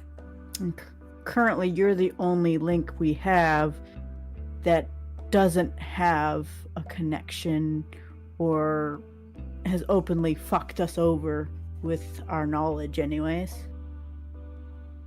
And you very clearly don't like Robert for a reason. He's a pompous, arrogant old white man. What do you expect? Yeah, but Is there a that's- different reason? Because it seems harsher than that. When you're throwing books at people where they're having to run away,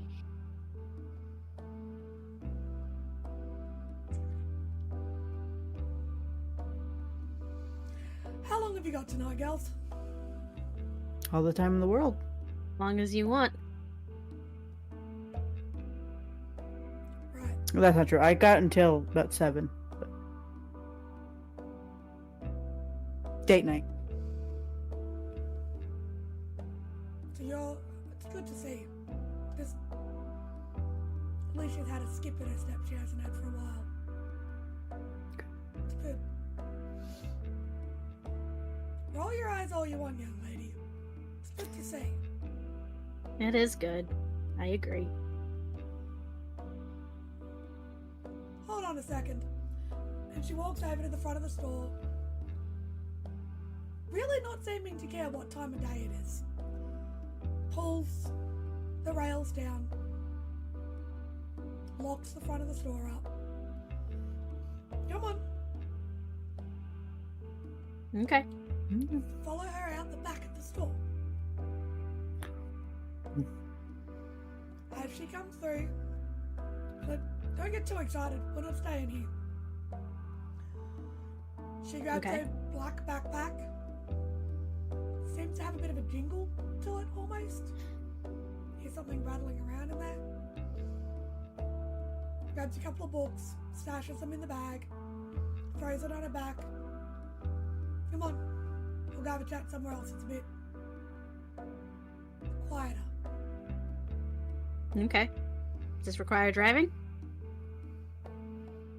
I don't know, what's wrong with your feet? Nothing. I'm just wondering if I need to get my car. No, we're just going down to a park down the road. It's fine. It's just you Okay. can see what's going on around you a bit better there, you know? So she leads you down probably about a 5-minute walk to a nice little park down the road from the flea market. There's a small gazebo with a couple of chairs under it, like a couple of benches under it. And you've got a really good view on if there is anyone near you. It's quite a good little vantage point.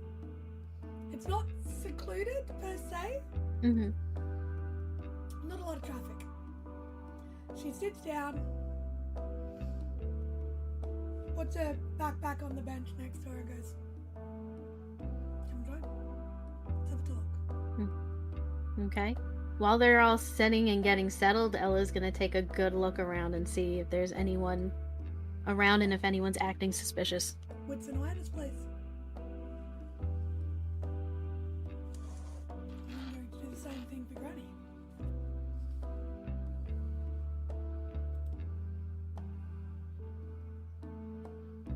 I'm going to use another willpower. Keep track of that. I am. That is 5.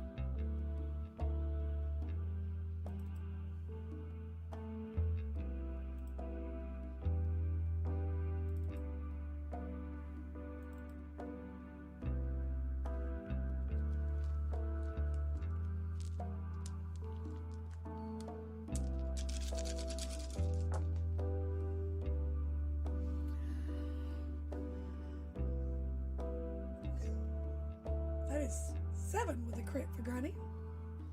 Yeah, Granny. As she looks around, you don't notice anything. Anyone, just someone walking their dog about 100 yards away. A woman walking with a pram sort of down the main street, down the street past where you're sitting. Not really close enough to overhear any conversation. Okay. It does appear that you are quite secluded there. She turns around and she's like, all right. So what is it you guys want to know? What is it that Robert Mercius did? Apart from being a slimy, skeevy, lying, manipulative, fraudulent, horrible human being. What did he lie about? What didn't he lie about? The man has been responsible for so many atrocities through either not caring, not looking, turning a blind eye. Big whoop. Boo-hoo.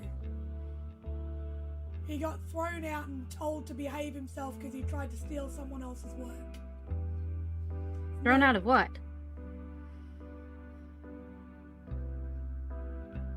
She looks at Are you saying he's not? She looks at the pair of you. He goes, right, listen up. And over the course of the next sort of 10 to 20 minutes, she starts to talk to you guys in detail how Robert was really fancy and well known with research, with the occult. She knew him back when he was a bit younger. She used to go to those sorts of meets to learn new things and continue. She didn't hunt anymore, but she still used to go and learn. You know, she liked to keep on top of her game. And she talks about how Robert gave a presentation at one of these. And after 3/4 of the way through his presentation, half of the crowd realised he was using someone else's work. He was pulling from other people's work and trying to claim it as his own. He basically got shunned out of the community, where he was essentially no longer accepted in a lot of places.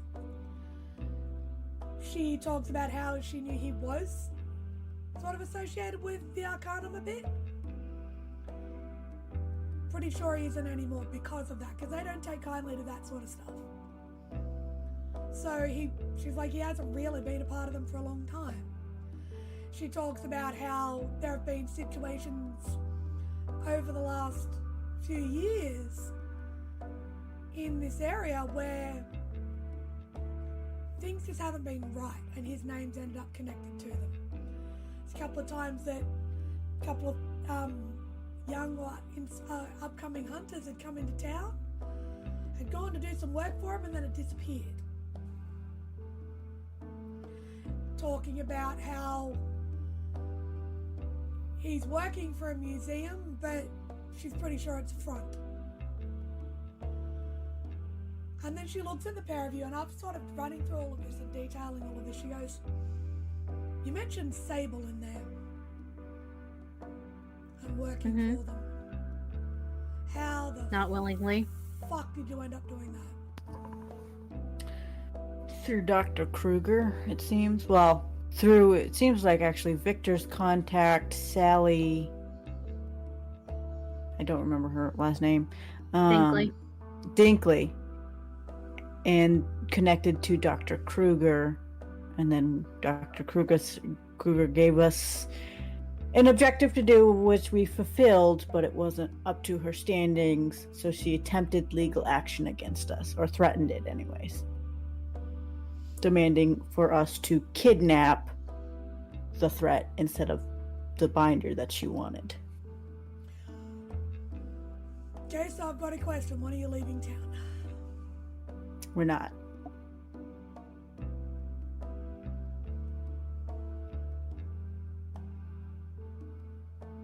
We have someone else who has prior connections with Sable helping us. Okay. And he did say that Sable tends to pick up people who are down and out. Robert being down and out from that community, they must have picked him up then. Especially if he's kicked out of the Arcanum. And you're saying hunters have been disappearing after working for him, so he's been doing this for a while. Jobs need to be done. fact, I'm sure you guys understand. Mm-hmm. Sometimes people are not skilled enough to take on those jobs. I'm sure that accounts for some of it. That's when we say they go missing.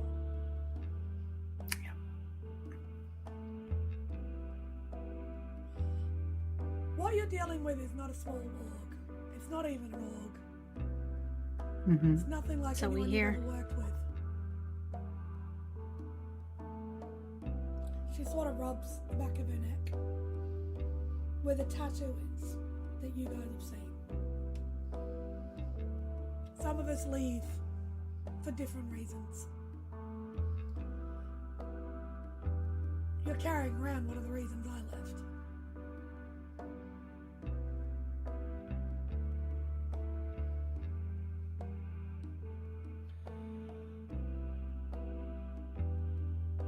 You guys are all connected in some way for some reason. I can't figure it out. It's not just as simple as Sable dragging you in. There's a reason they pulled you all in, and I don't know why. But I can see it. Hmm.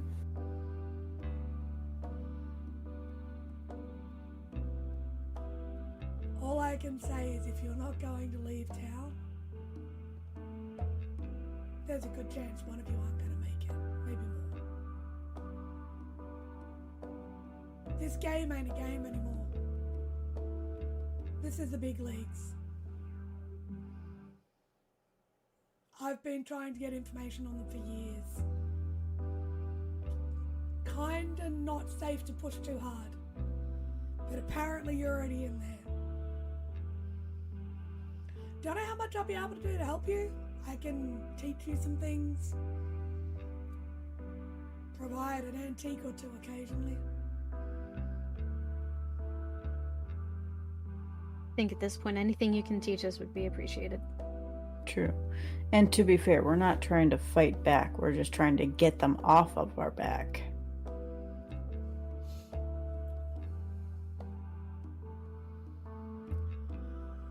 The only people I've ever seen succeed in that gave them another target.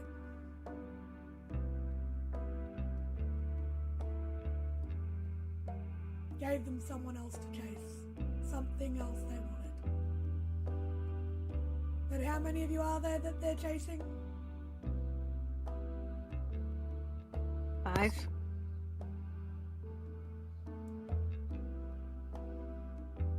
It's going to take a lot to get them off your back. They'll say they are,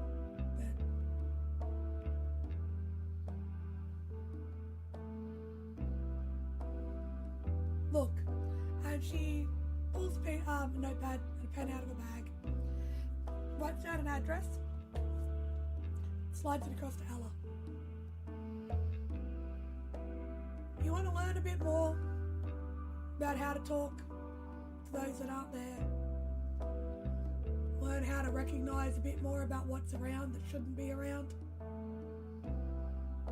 Yeah.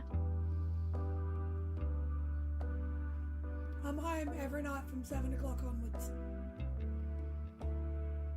I don't travel after dark if I can help it. Old habits die hard, you know? Mm-hmm. Numbers on there as well. Thank you.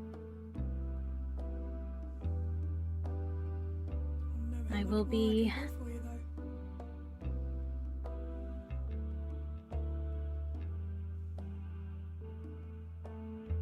Any help you can give us. I'll see what I can put together, see what I can find. I might be able to get some information.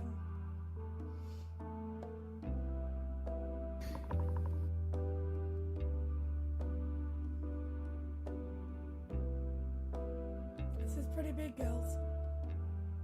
Yeah. Especially with the people who brought us into this. Yeah, drugs.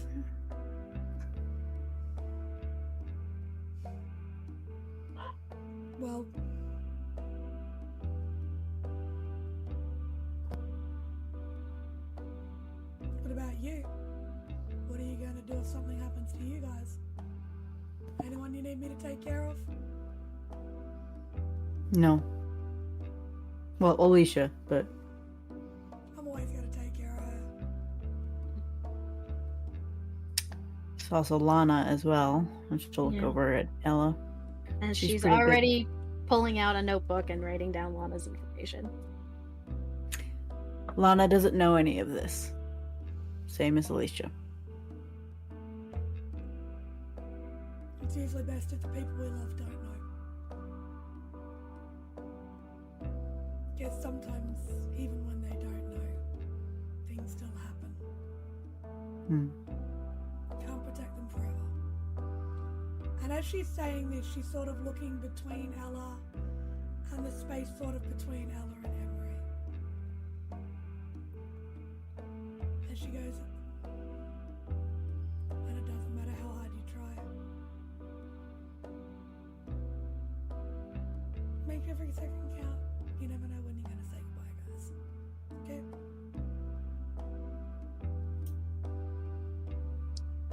Already had a scare once. Look, Yeah, our family doesn't have a good track record either. God, don't remind me. for what it's worth, I hope luck continues to roll on your way. Me too. But as much as it's been lovely talking to you both, kinda got a shop to run. We'll Got walk anything you back. good? Sorry, can you two repeat that? You both started. Go ahead. Go ahead, Sam. I said we can walk you back. I got 2 legs and a heartbeat. I'm good. And as for if I got anything good, got a shipment coming in about a week. After Interesting. I threw that skeevy asshole bag of bones in a pile of tweed out of my store, I figured I was going to need some supplies. Do you know where he may have gone? Since he seems to not be at our place anymore. Hopefully back to the fucking depths that he dragged his ass from. But no. Okay.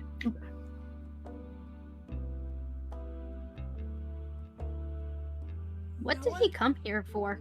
To talk to me. See if I could assist. Help out some people he cared about. Know anyone could work Didn't- with blood? What? What? She pulls a book out of her bag, and it's an old sort of bound, fabric-bound book, and it's got a little patch of blood on the corner of it. Yeah, I beamed him real good. Know anyone that can do something to it?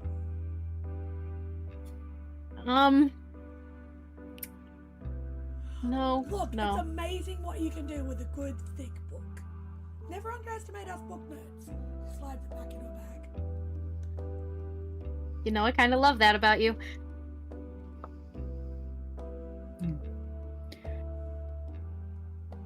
All right. Well, if you need anything, you let us know. We're gonna be dealing with this for a while, I'm sure. But if there's anything we can help you with, just let us know. Same goes. If I can, I will. I'm not I the will best, be- but Yeah. I can protect a few areas from unwanted visitors, if that makes sense. No, not you. She's I swear. Not getting rid of mouthy- him that. Even in death, still a mouthy bloody teenager. Oh my god. May I ask one more question, and then we'll leave you alone as we're like walking. Sure. Connor's death. Wasn't Was it an accident? Okay. That's what I mean. It doesn't matter where you are or what you're doing. Sometimes life just happens. Okay. I had a feeling and I did everything I could. You can only train and teach the people around you to be safe in so many ways before you start to drag your loved ones into this life. And dragging them in, children shouldn't be exposed to this. God, no. The trauma it causes goes deeper than anyone realizes.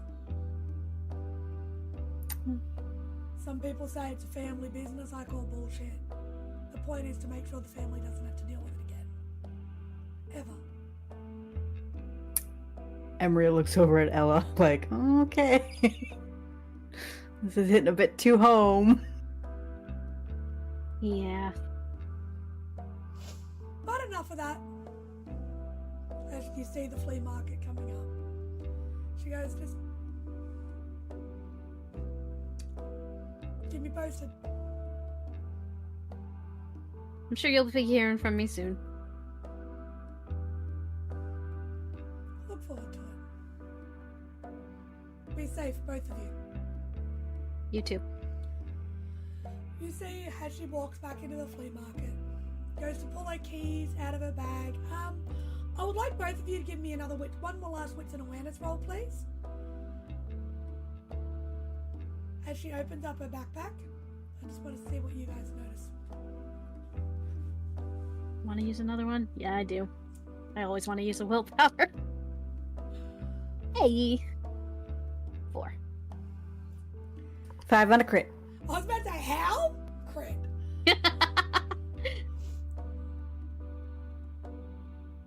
You notice a small sort of glint, Ella, Emory.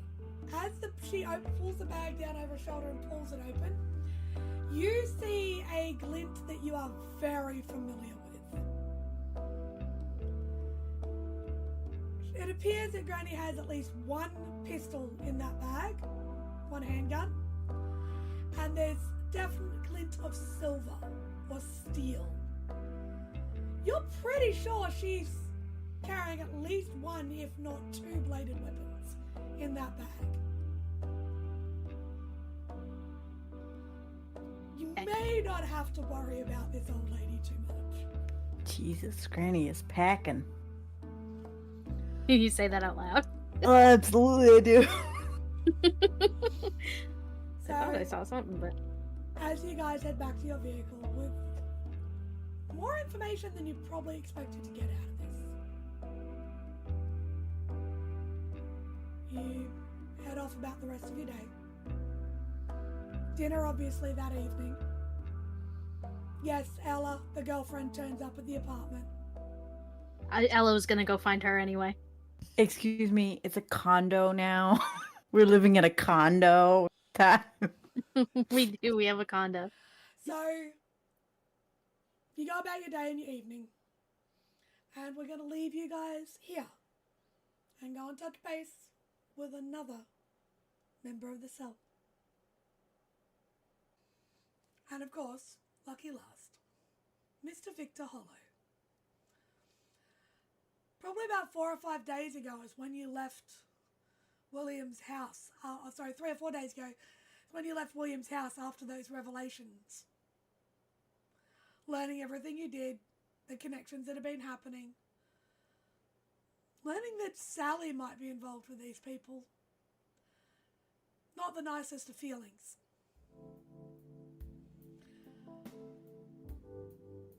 But on a Saturday afternoon, Lily has asked if you guys can just hang out and watch a movie tonight. Maybe can she bring Brandon so you guys can get to know each other? It's been a couple months. He's important to her now. You're important to her now. She wants to know if she can bring him over to the apartment. I have a question. How, when I did the safe house for them, how Hunter stuff is well hidden? How much? Like, I don't think I bring anything here, but You no risk of. You've made it very clear that you haven't told anyone your exact location. You've never mentioned telling any family members where you are. You've never mentioned even really telling your cellmates what number your apartment is. They know the building, but it's a big building.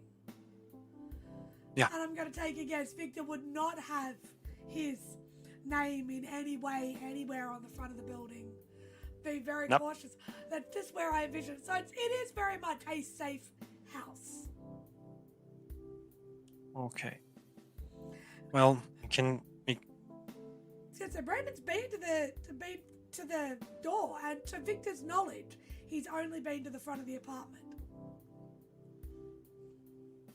Yeah. Why not? He wants to please her a bit, but he's a bit forced. Well, yeah. His patience has been really dug this weeks, especially with William. But he's not in fault of anything. He didn't do anything. It's not his fault. So he doesn't want like Lily to be punished in a way, you know. So yeah, he's going to say yes. She's very excited. She's like, "Oh my god, thank you! I know you guys haven't always gotten along, but I'd kind of like it if you did. Please, just try. I think this is so awesome. Thank you so much. I'll let him know now." And she sort of walks off, texting. You can assume it's Brandon. And she's picked out a couple of movies on Netflix. She's probably ordered pizza in, things like that, you know. And about 6 o'clock at night, what's up? I'm going to ask her when he gets in front of the building. You don't give him door, any stuff who can lead to us at some point. He's not going to say that like that, but he's going to say, no, you get there, you bring him in, okay? And you just bring it in. He's not going to remember every fucking door. He's being a little cautious nonetheless. It's a safe house after all. So She sort of looks at Victor and just sort of, okay. please, I can walk please, him thank in. you. I'll go get him. It's fine. The pizza will be Yeah. in a minute anyway, so I'll get that too. That way it's all good. Yep. And she sort of goes, okay, cool. And she walks out the front door of the apartment, giving you a couple of minutes to yourself as she sort of presumably goes downstairs to get not only the pizza but her boyfriend. He's going to sigh, look at the stuff who belongs to her, with a bit of tenderness. Yeah. And he's he's a bit jealous at some point. She has it like easy at some, but she's just fine. So that's the real thing which is important, basically. She comes back up with a couple of pizza boxes, Brandon in tow, and there's a package on top of the pizza boxes. And she goes, "Oh, it's really weird. I was standing downstairs and a delivery guy came up and asked if I knew a Victor Hollow because it didn't have any numbers on it. There's just the apartment Let me building, take. not the Yeah, numbers." Can you put the pizza here? I'm going to take care of that. Thanks. That's weird. I didn't. He's going to take the box. Brandon's like, it's not a box, it's like one of those soft package bags. Yeah, he's going to be. He doesn't know what it is, but at the same time, somebody actually deliver him something at the front door. So that's fucking weird. He's going to just maybe the guy is mistaken and something. It sounded Yeah. like Hello, Brand. It definitely was written for V Hollow. Like it's. She looks out at before you take. She looks down at the actual address, and it says your apartment building, but not the number. She's like, well, don't blame me. It was just really good timing that I was down there. So Yeah, sure. Sorry. Yeah. Yeah. Come on in. Just put the pizza here. Hello, Brandon. Brandon's like, hi, how you going? I didn't realize packages were so stressful. Tries to crack a joke. Yeah. Yeah. Don't worry. It happens sometimes. They mistake the address from someone on the building. It's just weird they have my name. Maybe it's your lucky day. It could be something good. And Yeah, it's like, cool. my brother never orders anything. Don't worry about it. It's fine. Like, it's fine. It's fine. Don't tell him that. We'll go. We'll just look. I'll go, and we're gonna start picking out the movie. I'm guessing you're gonna take a couple of minutes with this. Yeah. Maybe I return it. Just take care of you. Take some pizza. Start the movie. I'll be there. Like in a second. Okay. Have we got any soda? Any Coke or anything? I refilled it like yesterday, I think.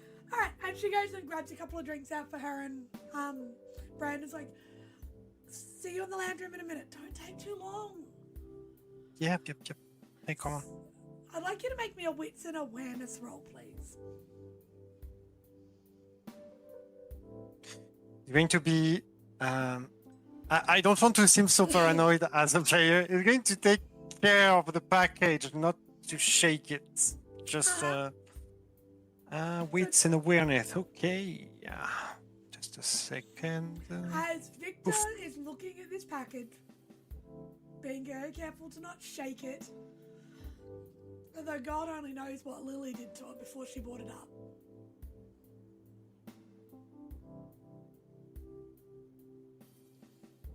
Oof. 3 successes. Only 3? Wow, that's a low roll for you. Yeah. So, with 3 successes, it is a pretty standard brown paper outside, what appears to be like a padded package. It's not a box, it's just one of those padded bags, similar to an Amazon sort of package. The label does appear to have gone through the post office. It does appear to have come through like a courier, like the post office itself. It doesn't appear to be anything strange. There is no return address. That's where I'm just going to. Can he open it at some point? You can open it right now. Yeah, he's going to open it. He is going to just be in the. He's going to close the door of the safe house behind him. He's going to be on the end of the hallway, just to have a little bit of light from the exterior, maybe a window, at some point on the hallway, and he's going to open it, just precautiously. That's weird. As you open it, it appears that someone's put a couple of pieces of cardboard in there to sort of make it, like to keep it nice and firm, so it didn't get damaged. And there is a cell phone in there. And just What kind of cell phone? Just a simple one. Just a simple smartphone. So it still is a smartphone. It's not just a push button. It is still a smartphone with a note that just in there that just says, "Answer the call."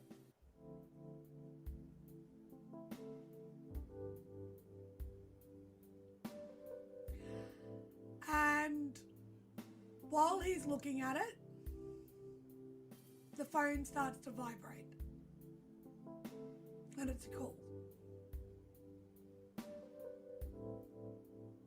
He's going to look around, just if someone is watching, because it's a weird coincidence. I'm going to get you to give me one more wits and awareness roll. I'll allow you one Yeah.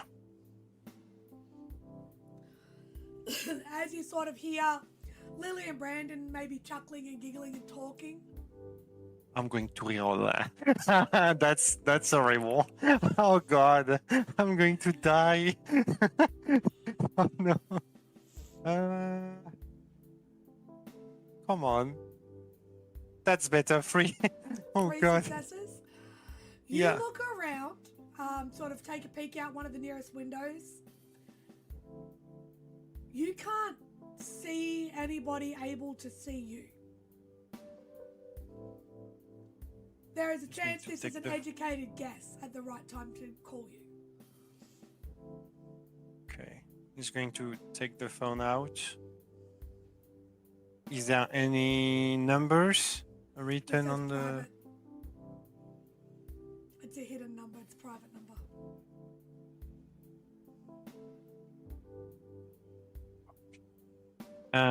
He's going to get away from the safe house and he's going to respawn.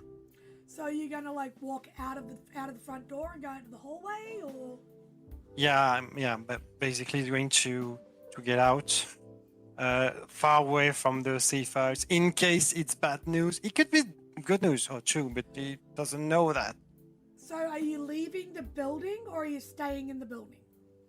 I'm staying in the building. I'm just going Downstairs. Yeah. like downstairs here.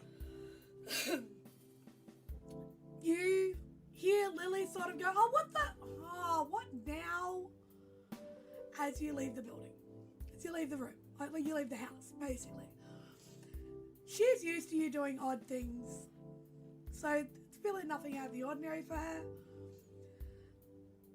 You're probably going to need to answer some questions this time, though. She's going to be a little bit annoyed. You get down, halfway down the stairs, and the phone stops ringing.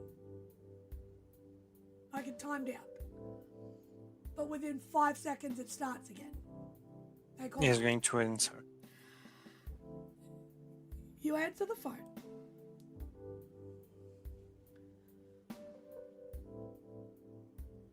And you just hear a voice. Good evening, Victor. I'm glad you can answer my call. Can I recognize the voice? Intelligence insight, please.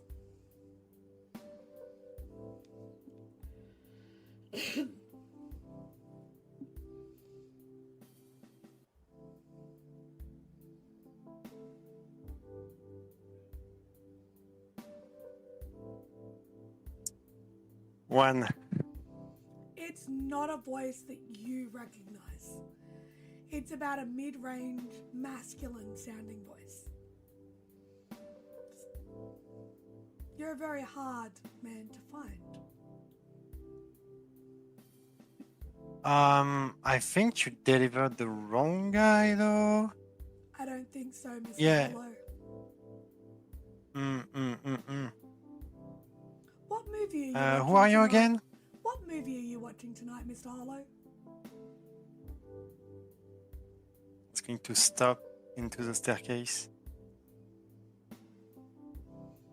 Let's not Who are play you? games. Let's not play games. Okay? Who I am doesn't matter.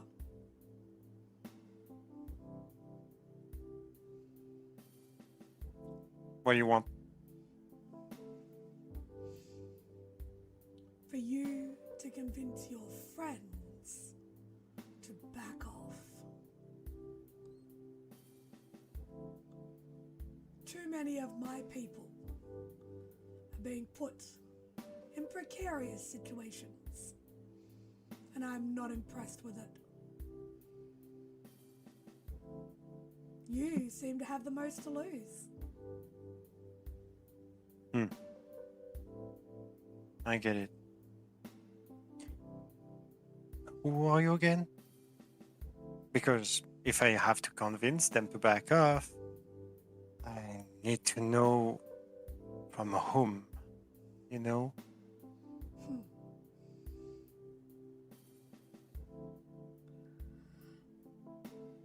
And threatening me is an interested party who is attempting to protect a certain company that you seem to be interested in.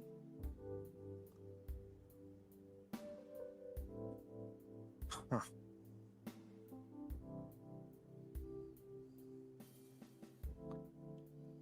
If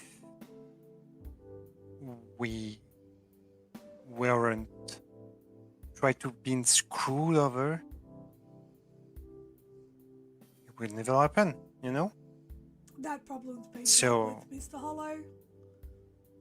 I can guarantee you that will no longer be an issue for you shortly. Do you not believe You me? know what? You know what?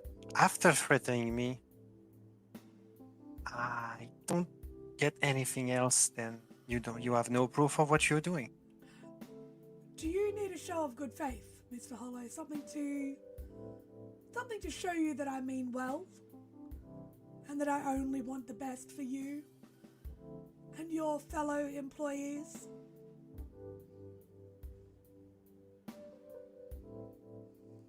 Yeah, why not? Go downstairs, please. Come out the front door. He's going to get out of the building with the phone in hand. He's armed, but the handgun is concealed just here. As you step foot outside the front door, a black car pulls up.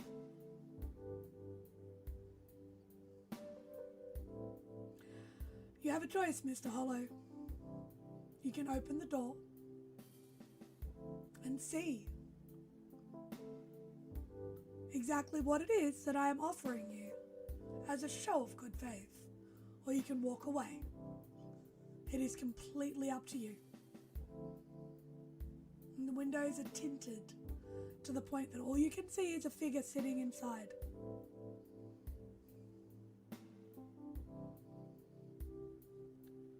But I warn you, should you take this offer, there might not be any turning back.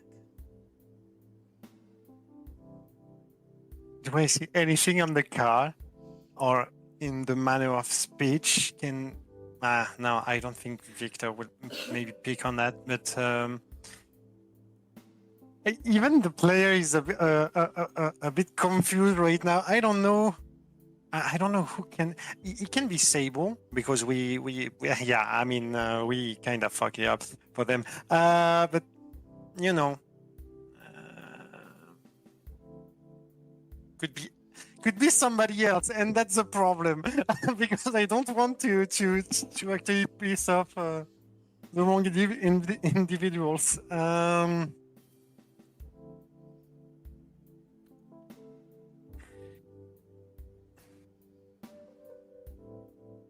And what are the little lines on the end of the contract this time? There are no little lines at the end of the contract.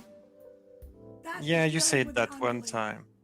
No, that's dealing with an underling, not dealing with me. See, when you deal with an employee, they're bound to make mistakes sometimes. But I am the owner, proprietor, manager, CEO. I am the one that controls this situation, Mr. Hollow. So, will you open the door and take my offer?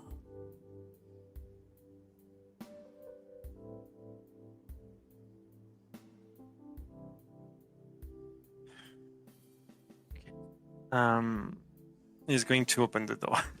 I need you to make me a composure and resolve roll, please. I know that, of course.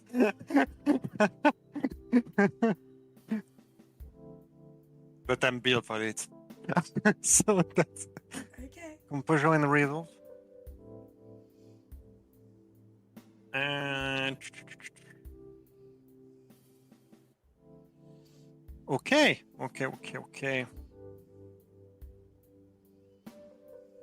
Desperation?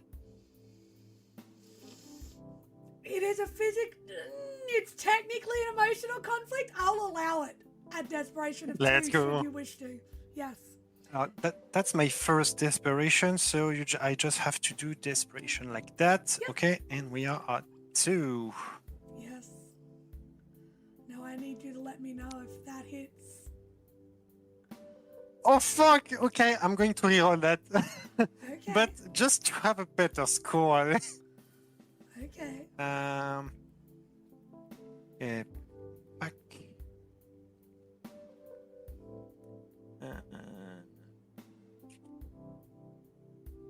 Yeah, 4 is not a success, right? It's 5 with a success. 6 and above is the successes. Okay.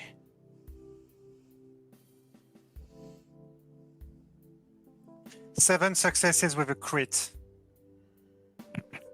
And you succeeded in. Okay. So it's 7 successes on a crit. You are just able to keep your composure as you open the door and you see sitting on the other side of the vehicle, slightly older than the last time you saw her, your mother.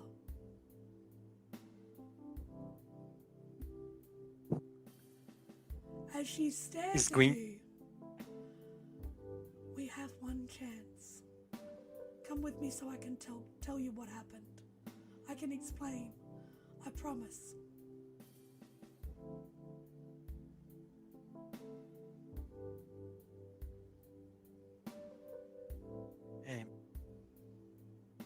The voice hasn't actually hung up since. How did you do it? Don't ask questions, Mr. Hollow. The choice is yours. Click.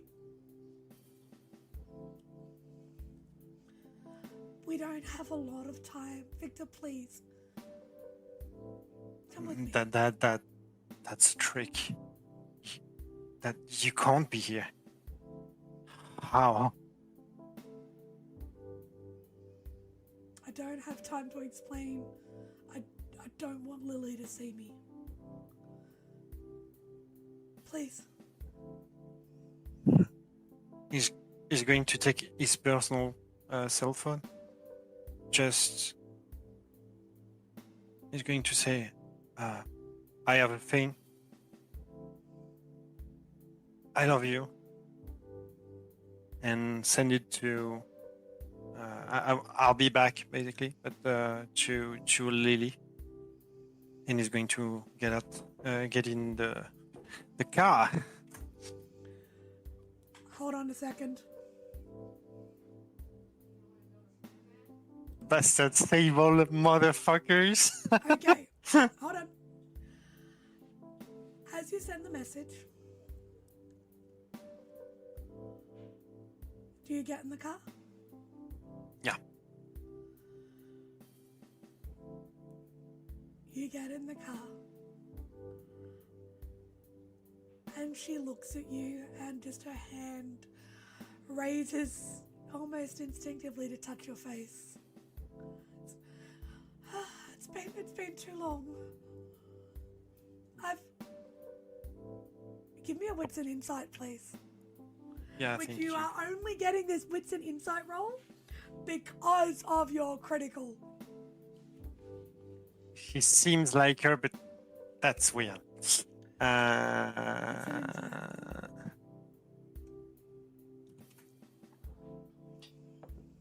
And he can also kill everybody on the vehicle still. So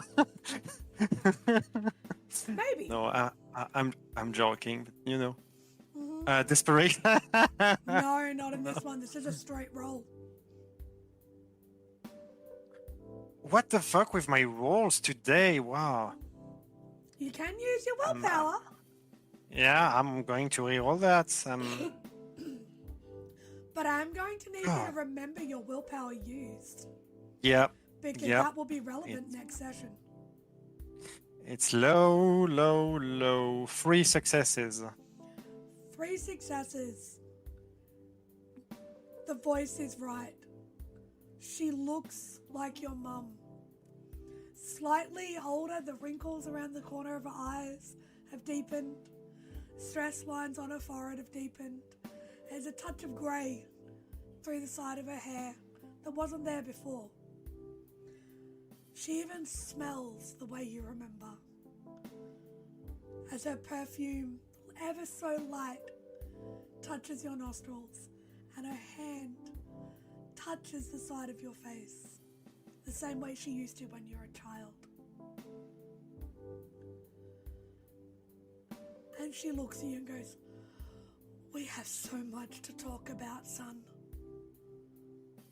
But first, let's go get your father." And that's where we're going to end tonight's episode. As Victor gets in a car with a woman who looks like his apparently dead mother,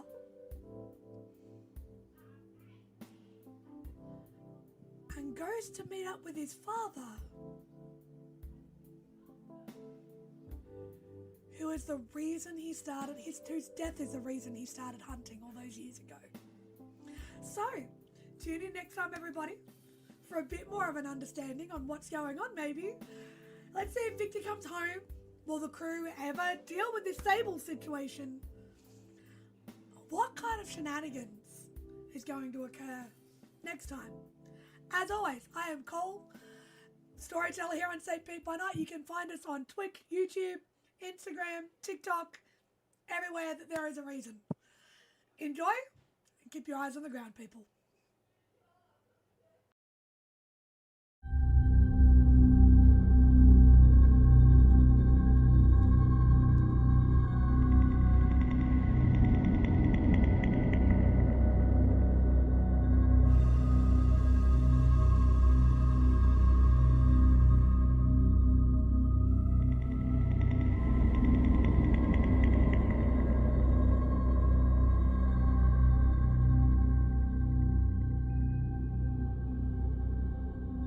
This has been a St. Petersburg by Night production.